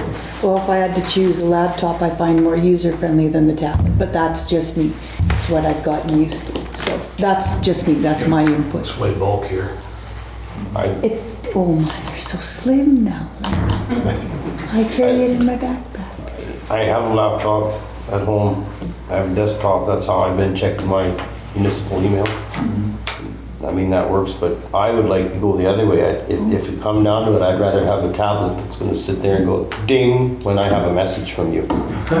Yes. Right, because sometimes I forget to check it all day. I'm busy working, Yeah, and that was two thoughts there, like the piece of equipment could be a tablet or a laptop, and then the distribution of the documents is a different matter. It wouldn't be necessarily email. It could be on a website where you just pull it down, or you can view it as we go through the meeting. And neither one of them is set in stone, or we don't have to do it, but I just want to throw it out there and see what everybody's opinion is. I would suspect that if someone wants a tablet, they could get a tablet. Someone wants or would prefer a laptop, you'd get a laptop as long as the costs were the same. What difference would it make? Yeah, you know what, and that is a very good point, because there are different preferences, we didn't want to just, pigeonhole everything to, we need to do this so we're all the same and consistent. Few comments. I think the laptop and tablet discussion, certainly there's never going to be resolution what the favorite is. I would suggest if we're looking at doing something, we look to a platform that will work on either. Oh, yeah. Because certainly that personal preference can take over. You might change after your viewpoint. More to platform, I would certainly like to see us look at AllNet. AllNet? AllNet. Actually, I've used AllNet before. It's very good. It would solve some other issues we're having. Right now, our staff struggle with updating the website. It's not always the priority, nor should it necessarily be the number one priority, but it would be nice to enhance our communication. AllNet's solution has both a public and a private view. So the public view is always available on the website. So as this agenda was created, the public would be able to see the agenda items and what was coming up. They're also able to see anything that's public. So for example, the fire department report, that's a public document. In the public version, they can click on it and see the actual report if they want to. In our private version, the things that aren't so public, like the in-camera materials, we can click on them, but only with a password. The public can't. That section of the agenda disappears to the public. It would give us a very easy way to have the minutes and the agendas always appear on the website while reducing staff burden quite a lot. I think it would certainly help us with that paperlessly rather than trying to reinvent the wheel and make our own website. AllNet is a really good solution that a lot of municipalities are using. It isn't cheap, but it isn't that expensive either for what it does. Yeah, that's, I said a website, and that's exactly what we've been looking at is AllNet, because it is a proven solution for those reasons, and without getting into it, but that's a good summary of what it does for us. The other thing that concerns me, we've gone down this path of council email, which is good. We should be doing that. There's a bunch of reasons, both for confidentiality, but also for keeping it separate from our personal stuff. Also, though, for freedom of information, any ratepayer has the right to request copies of any email we send and receive for council. And when it's in a separate account, there's no question about whether the email was sent as you personally to somebody about something, or if you meant to send it as a council. If you use your council email, good, you're being a councillor, that email is accessible. If it was a private matter where you were talking to somebody on council, something nothing to do with council, it's in your private email, it's not accessible to the public. Having said that, we're already falling away. I see a lot of my materials come into my personal email again instead of to the council one. It would be good if we could keep working towards making sure that the council stuff went to the council emails, just so that there is that repository of them. And we should all be aware that we're not allowed to delete. I know, that's why I need someone to teach me how to put them in the files. Yeah, you can file them away, but they have to I stay haven't there. So figured that But only- I anything still have on the only council email is 30%. available later. I still have, it says only 30% full, so I'm good so far. Councillor Kushniryk. Okay, as far as purchasing hardware, like the computers or tablets or whatever, I think Ken had suggested it after term of council that these items be either returned. Oh, they or- definite, that would be, But after 4 years, technology is either outdated or, upgraded. Ever changing, yep. No. And just as an idea, I don't know, say it was a brand new term right now today, that this equipment be offered to the council, kind of on a lease to own idea, so you're paying every month, like, I don't know, $10, and at the end of your term, that thing is yours with all the programs deleted, but you could have your tablet or computer, and that could be taken home, and then the next council would have a new computer, new system provided, with the latest equipment. But just kind of a different approach, different theory, thought, whatever you kick that one around. Not a bad idea. I don't, wouldn't be a cost to taxpayers, I guess, if you want it would to be, Yeah. go on that approach. And new ones would be bought. just Is like, what just I like, remember. just like a briefcase used to Yeah. be. Yeah, that's what used to happen. At any rate, Used to get a briefcase when you got home. Given that we're half First the one term, I might- can see us paying for half of it. Yeah, unfortunately, maybe. We don't want to be changing 4 years from now. We want 2 years from now to refresh them, so it coincides with the next council. Yeah. But you don't really want to get a 2-year-old or a 3-year-old laptop when you come on board and try to make that work. You know yourself, and when you're still here in 10 years from now, this is an old computer, and you might want to update. Time to let it go, right? Yeah, so 4 years, 5 years is life on that, so, Yeah. whether they're still working out its life, so. But it's something to look at, and the idea of picking a specific tool for yourselves, that works as well. Yeah. what would you So pick? we can do that. Me personally, at this point, I think a laptop, but, I mean, Darryl? Probably a tablet just for size. Okay, Laptop. laptop? Yeah, I would say a laptop. I've just grown Paper. accustomed to it. No, you have to learn. He wants it in his glasses.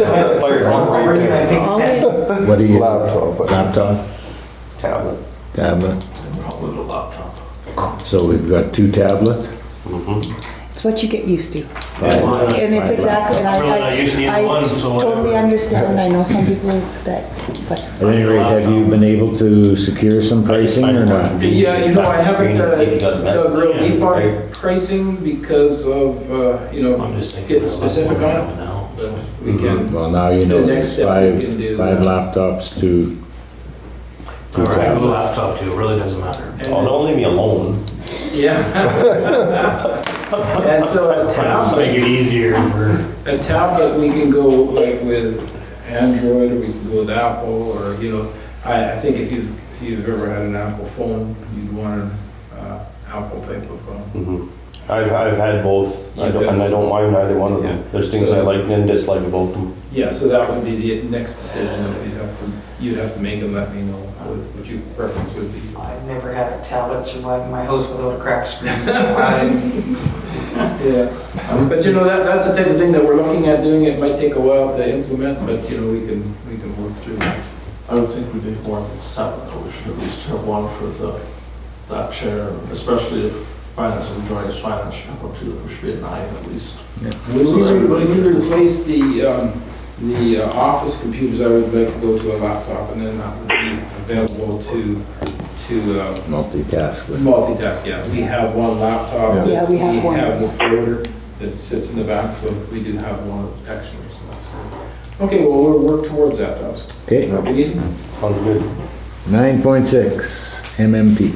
That's just simple information for you. It's 9.4 in your package, so just change it to 6. 9.4 in your package? It was written on So I there. I did have it there, yeah. 9.6. So this is just for your information.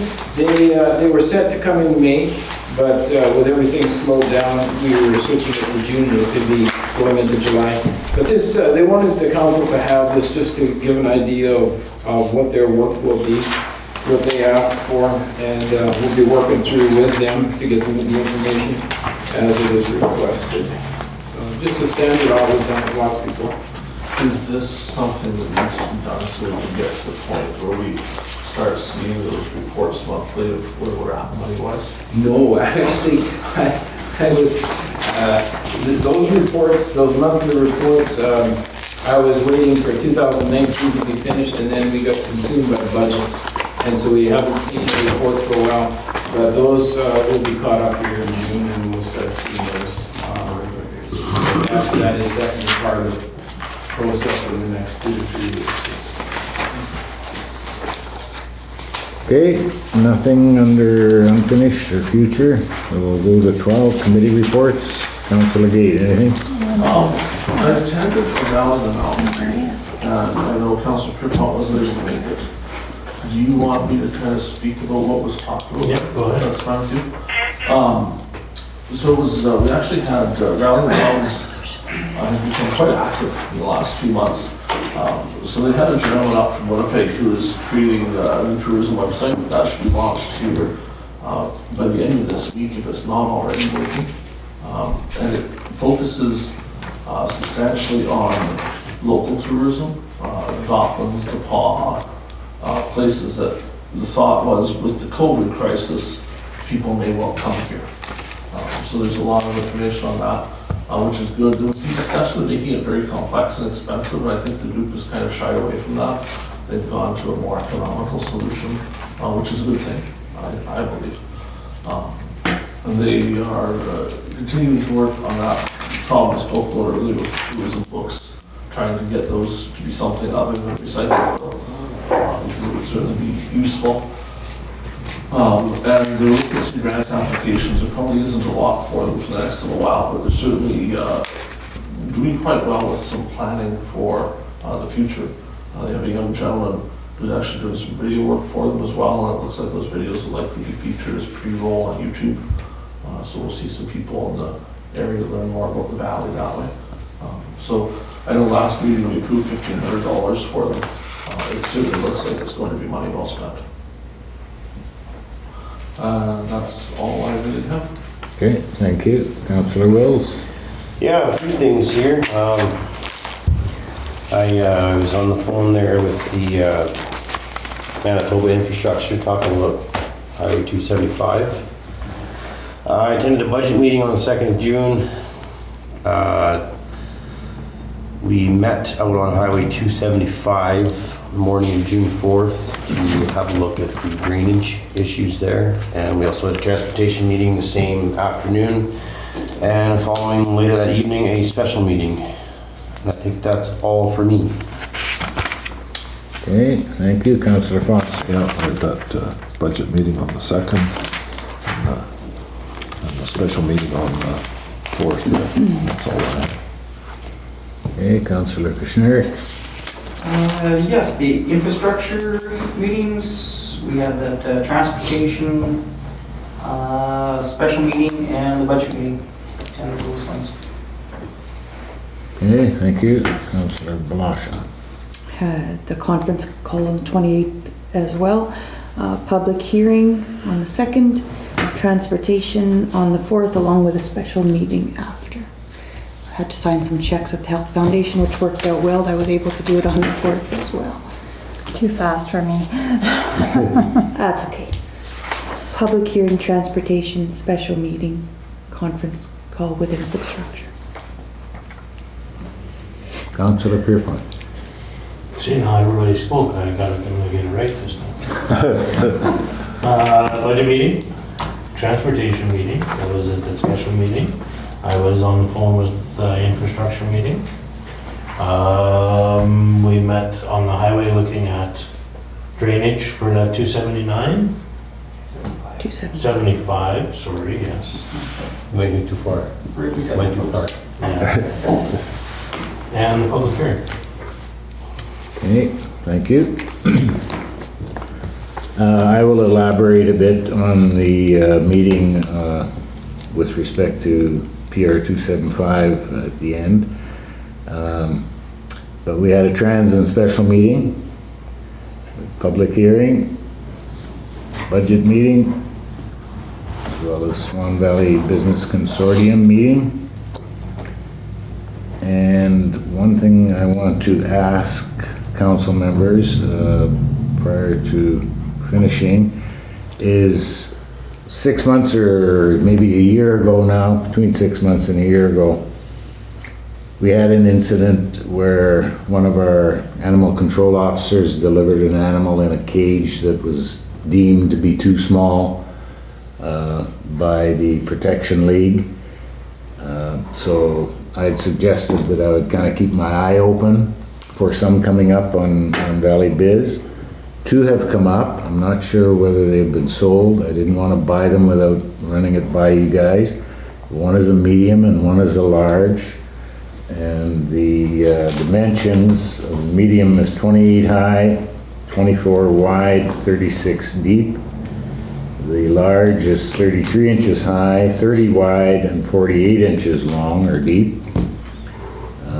They want $175 for the 2 of them. I'm wondering if they're still available, if a guy should be getting them for the animal control officers to use or not.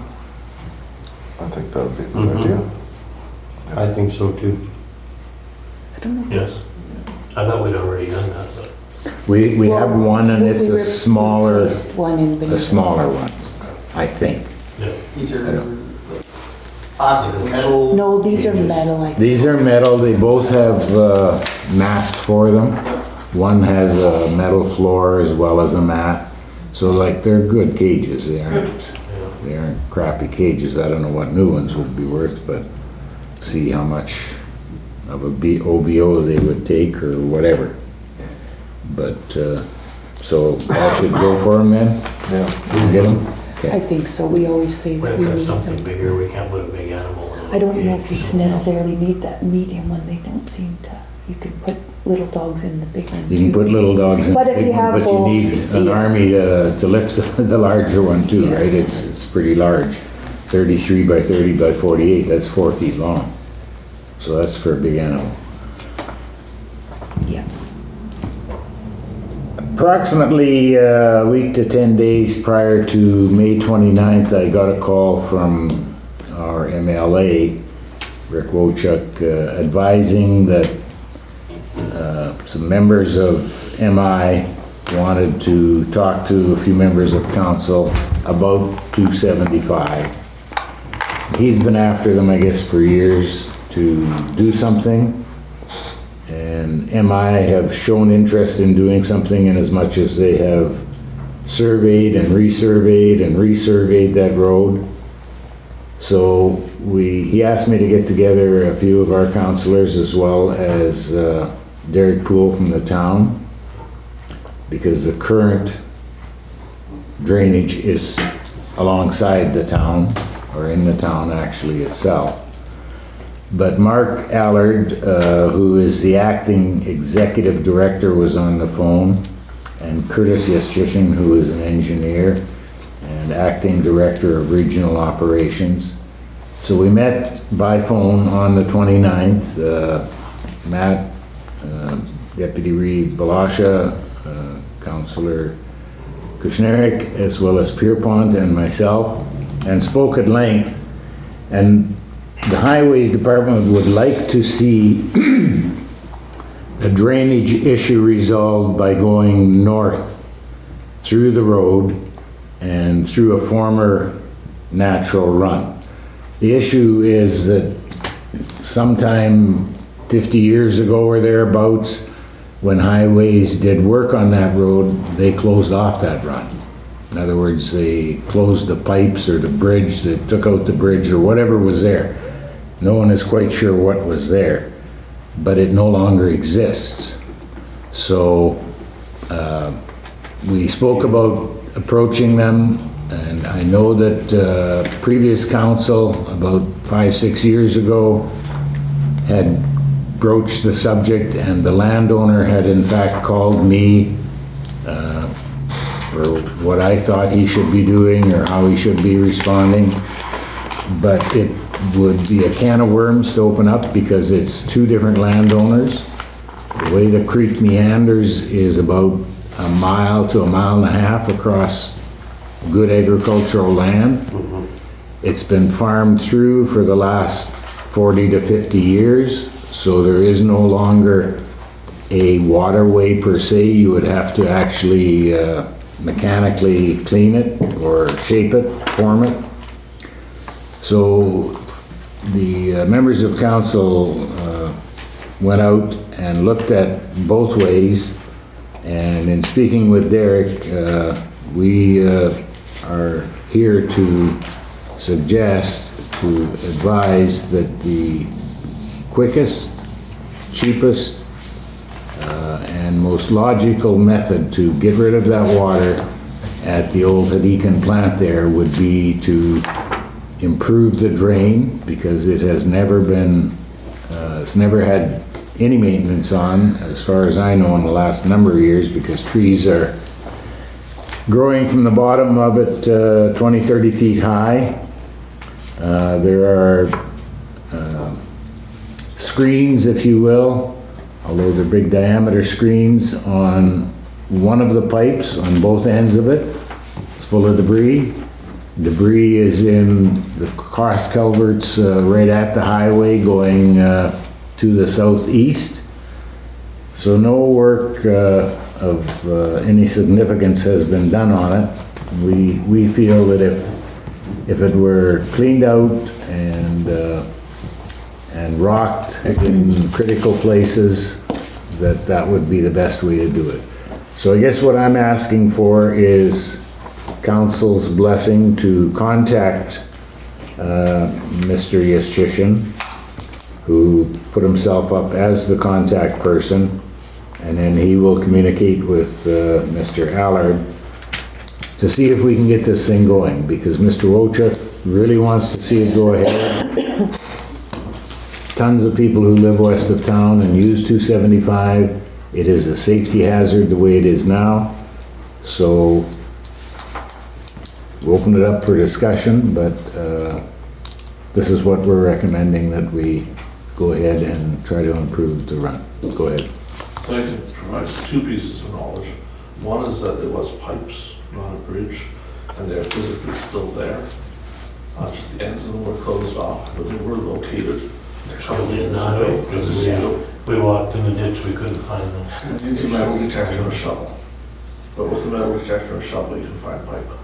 So it is still there, it was just the highway was widened over. Because I started asking people in the area that would know, and nobody could remember a bridge ever being on. There's never bridges. Well, that's what Highways had suggested. Yeah, I know, that's what Highway had said, so I went and asked some people that have been there for 50 years, and none of them could ever remember that there was a bridge there. Irrespective of bridge, culverts, whatever, it was closed off, and Highways actually were the ones who blocked it off. Yeah. So, Second point, from the folks I know in the department, that project is probably ready to go if we can come up with an agreement for that water.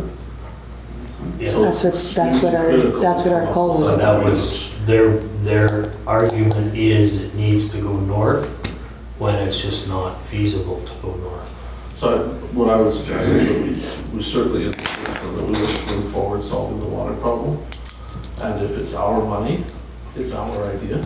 And if they would like to solve the water problem with their money, certainly we would listen to their idea They strongly. didn't want to hear too much of that. No, We but have not even a half a mile to go of just general cleanup going south. It's probably 2 to 3 miles going north of now we're making a ditch. One would certainly be a lot more costly. We're gonna eat up some farmland from two different ratepayers. And like, Build the drainage, you have to redo all the culverts and all this this. has been farmed for 50 years, it's filled in. The only thing that is left Farmland is the Okay, one cement. at a time, enhance please. that to make sure it drains into the river without eroding. Yeah, It's all there. I'd love to see it go north, but, That's all there. The cement crossing even on the railway is still there. well, That's about the only good thing that's left. yeah. Those crossings would all have to be upgraded. Our Well, yeah, road they would north, never- under the railway track, Yep. under the bypass, Mhm. and then beyond, the bypass east to the river would have to be reshaped as well, because it hasn't run that much water. And then we're getting either. into third private land. Yeah. So from what you could see, what kind of reshaping from, say, hydro station towards town, like, because, I mean, in some areas that ditch is already 8, 10 feet deep, is it I don't think there's a whole lot that has to be done just? on 275 itself. Yeah. No. That they wouldn't be doing anyway when they're building the road. Yeah. It is going south Yep. from 275, Okay. Yeah, that the maintenance is required. Culvert at the corner, there's a foot of water on the highway, at least a foot in the ditch. The culvert Yeah. is above and half plugged. See, If you drop the culvert down a foot, shaped it properly, and then cleaned out the ditch going south to the proper elevation, there's no problem. Yeah, I would, Do you remember like 10, 12, like when we were 10 or 12, that was a bridge right there? I don't remember a bridge being, oh, you mean where the Right two on the culverts side are? road, yeah. Yes, I do remember that. You're right, it was a little bridge. I forgot about that. Yeah. There still are some bridges further west of town. There is, right? yeah, So, Riverside Cemetery Road and a driveway as well. But yeah, you're right, that was a little bridge at one time. Would it be appropriate to show our seriousness to bring a resolution forward saying as the council we're committed to solving the drainage issue in conjunction with the highway upgrading? Certainly wouldn't hurt. Say, let's get going. Because then you can get brick on it too, that. And I'm not saying necessarily put the option in the resolution, just the general commitment, we will solve the issue with you by working together as that project develops. Probably wouldn't have got to, like, if there was something that needed some attention, well, we've already agreed to do this, so. Well, that's what they keep pinning it on. They pinned it on that in the past, and now they're doing it again. It's So let's take the excuse away. And get that. It's a road drainage. fixed. We need that road fixed. drainage is the problem with. We're working that on road. it. No, that's the most feasible thing to do in my life. Fix the ditch that we have. Yeah. Yeah, if they cleaned up the garbage that's in it, and deposited in it, it would make a big difference. Yep. We don't even know if that ditch is, maybe it's too deep. Maybe that's why there's water sitting in it. Well, it's You know what I running, mean? you can see in Like, two places it's running. if it was surveyed, then we know. Yeah. We know exactly what to do. Yeah. Mr. Poole is very willing to work with us, he said. So if we want to prepare a resolution that we commit to solving the drainage issue along 275 I think we in should. conjunction with the upgrading that Manitoba Infrastructure intends to do. And what they are planning is building that road to a 1A classification. Which is, So Just what was the weight on that? I forget. 56. 56, is it? 66.5. yeah. 63.5 on our tack. 250. So there's very little difference between our tax and that. He said the cost though just does not justify it because of the traffic count. On the width. We think it's busy, but in But in the reality, scheme of it's things, it's not busy as compared to highways that are busy. that makes sense. Like, I think my road's really busy too, Yeah. but And it's with not. the A1, they Not would compared have to the other. ability to remove road restrictions, which would be a huge thing. Yep.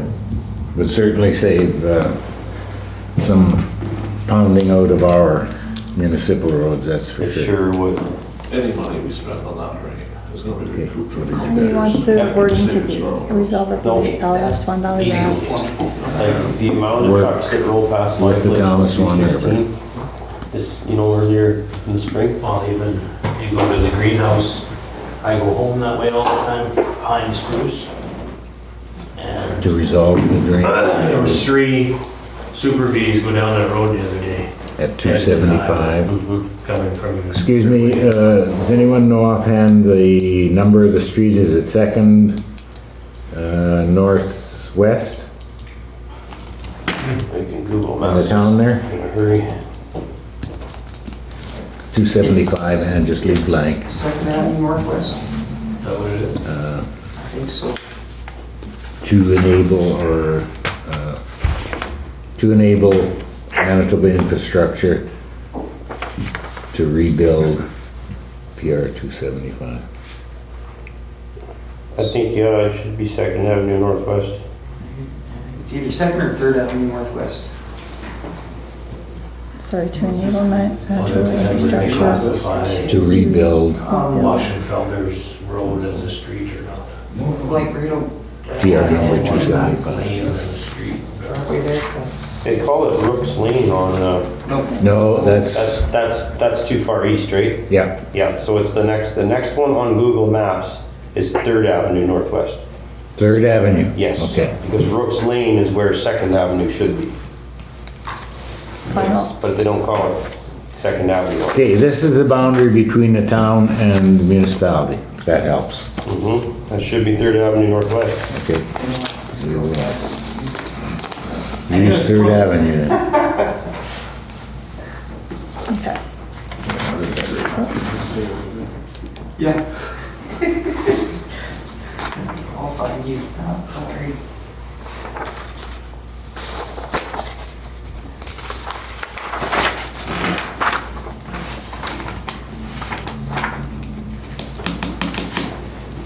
I don't know what happened to this resolution.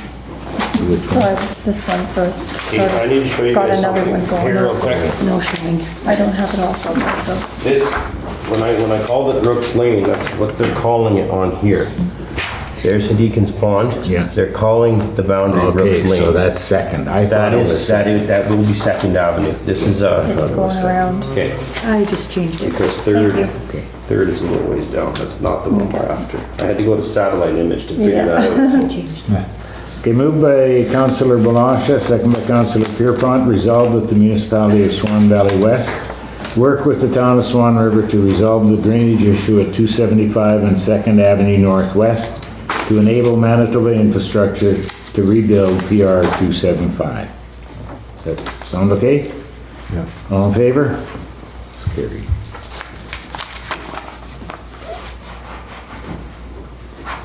So, given that, I will then contact Curtis Yashishin, and he can get in touch with Mr. Allard.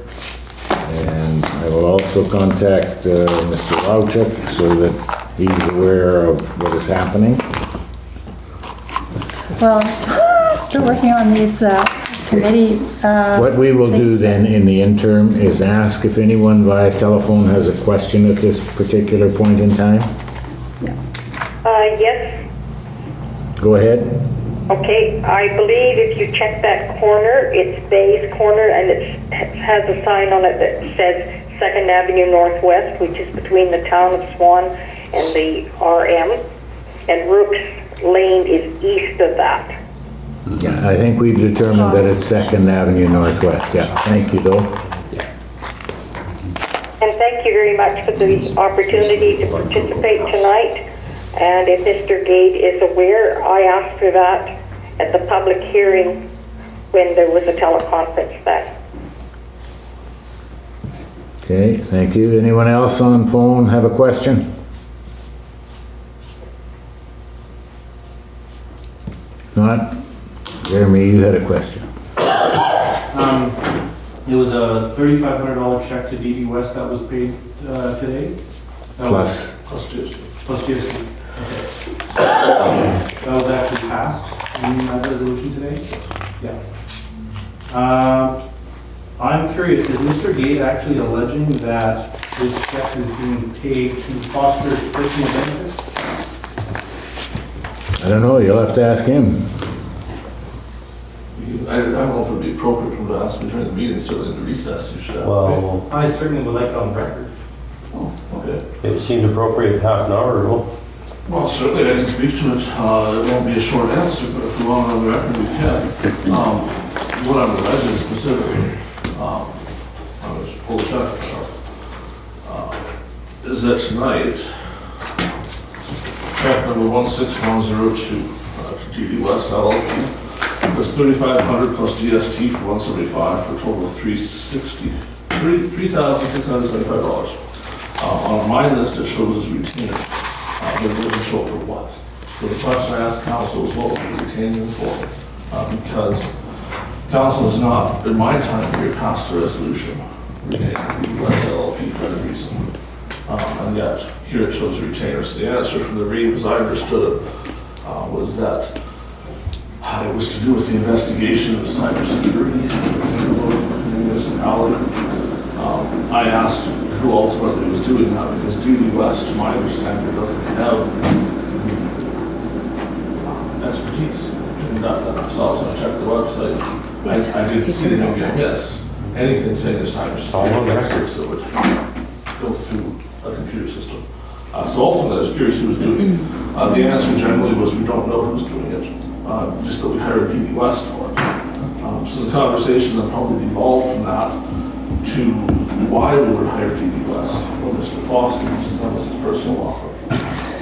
Where's the logic jump on that? Well, to me, why would we use anyone's personal offer when people on council suing each other?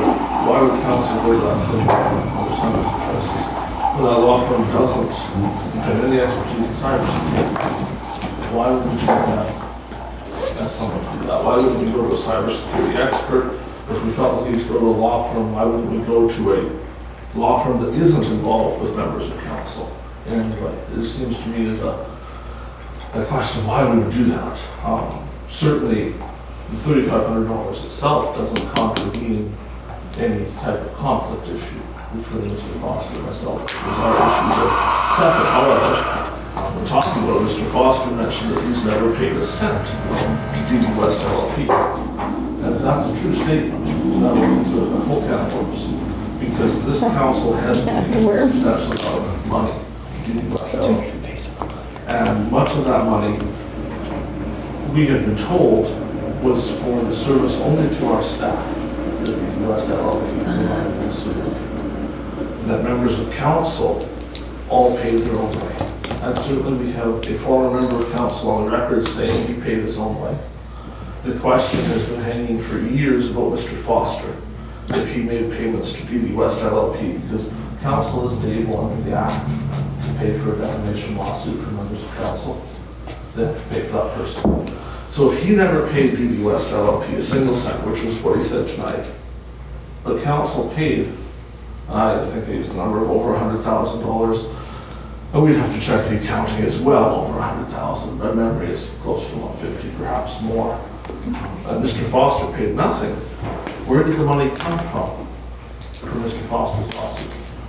I would suggest that it would be highly appropriate to look into Mr. Foster to the law firm that council paid for.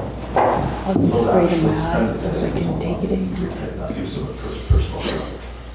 That was my allegation. It didn't really involve the 3,500 per se.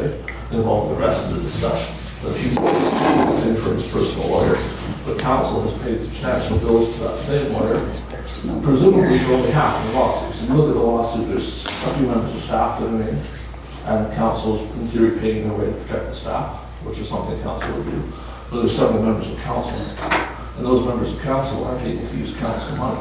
If they did, and hypothetically, we don't know the full answer from Mr. Foster, but say, for example, that Mr. Foster sat here and voted on a check to pay DD West, some of them were $2,000, I believe I saw an $8,000 check at one point, and that money was actually paying his own personal legal bill.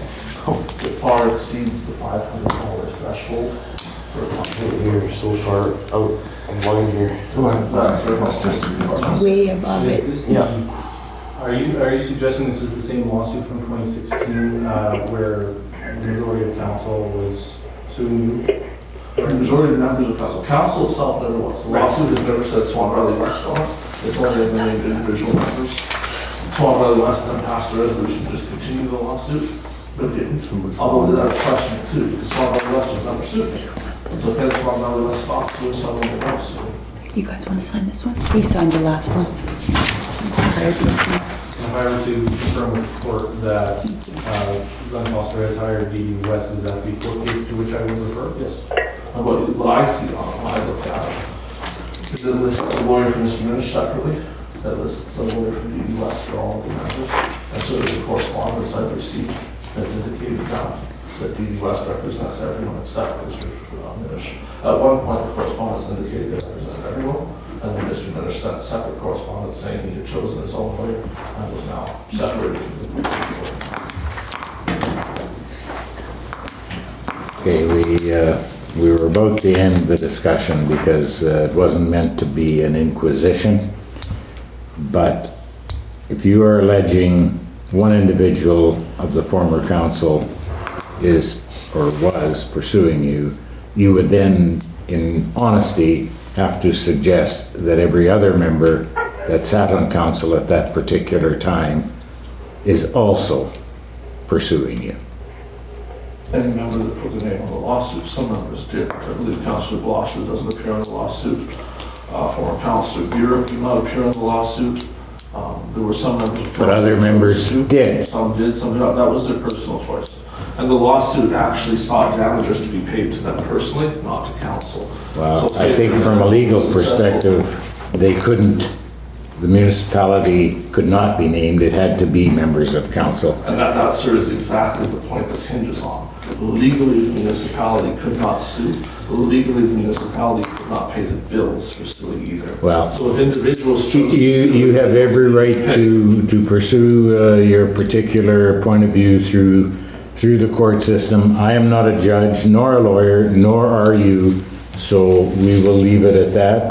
We'll pass two resolutions here arising from what has just transpired. What did we do with the first one? The report. I gave you Being one. signed? You want to sign that one? Yep, hasn't been returned yet. We'll do this one first then. Moved by Councillor Blosha, second by Councillor Pierrepont, resolved that the Municipality of Swan Valley West will purchase animal cages for the animal control officers to use. All in favor? No, that's carried.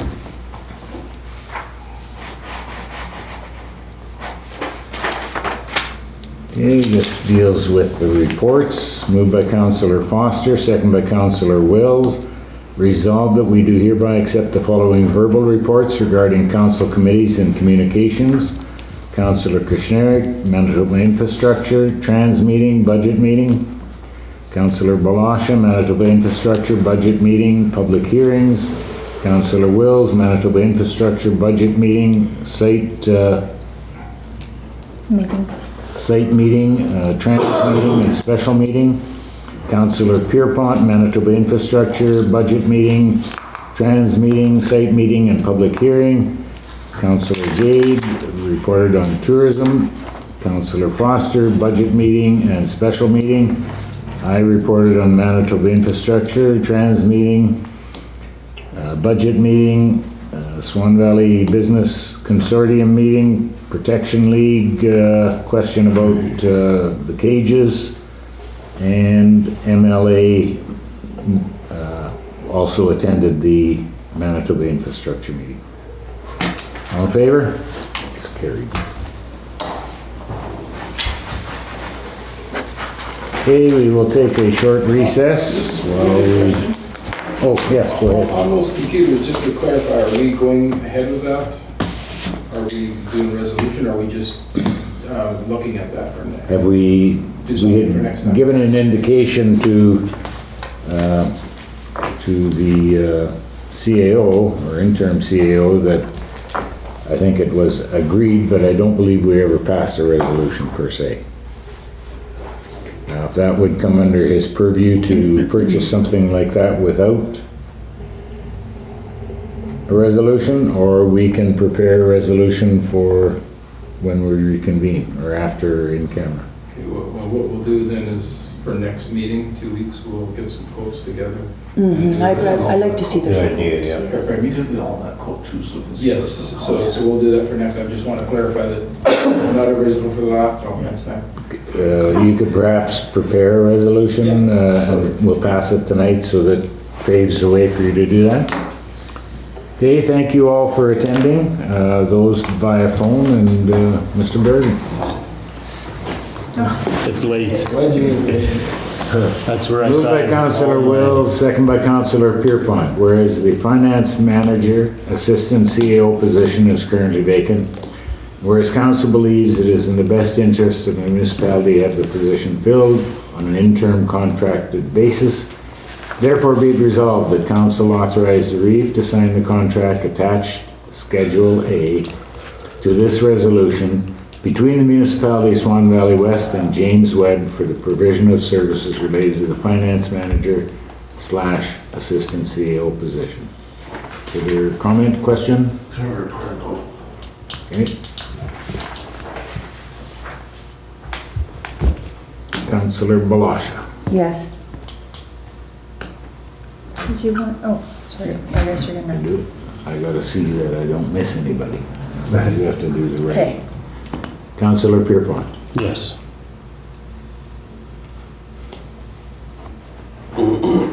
Councillor Kushniryk. Yes. Councillor Gade. Yes. Councillor Wills. Yes. Councillor Foster. And yes for myself.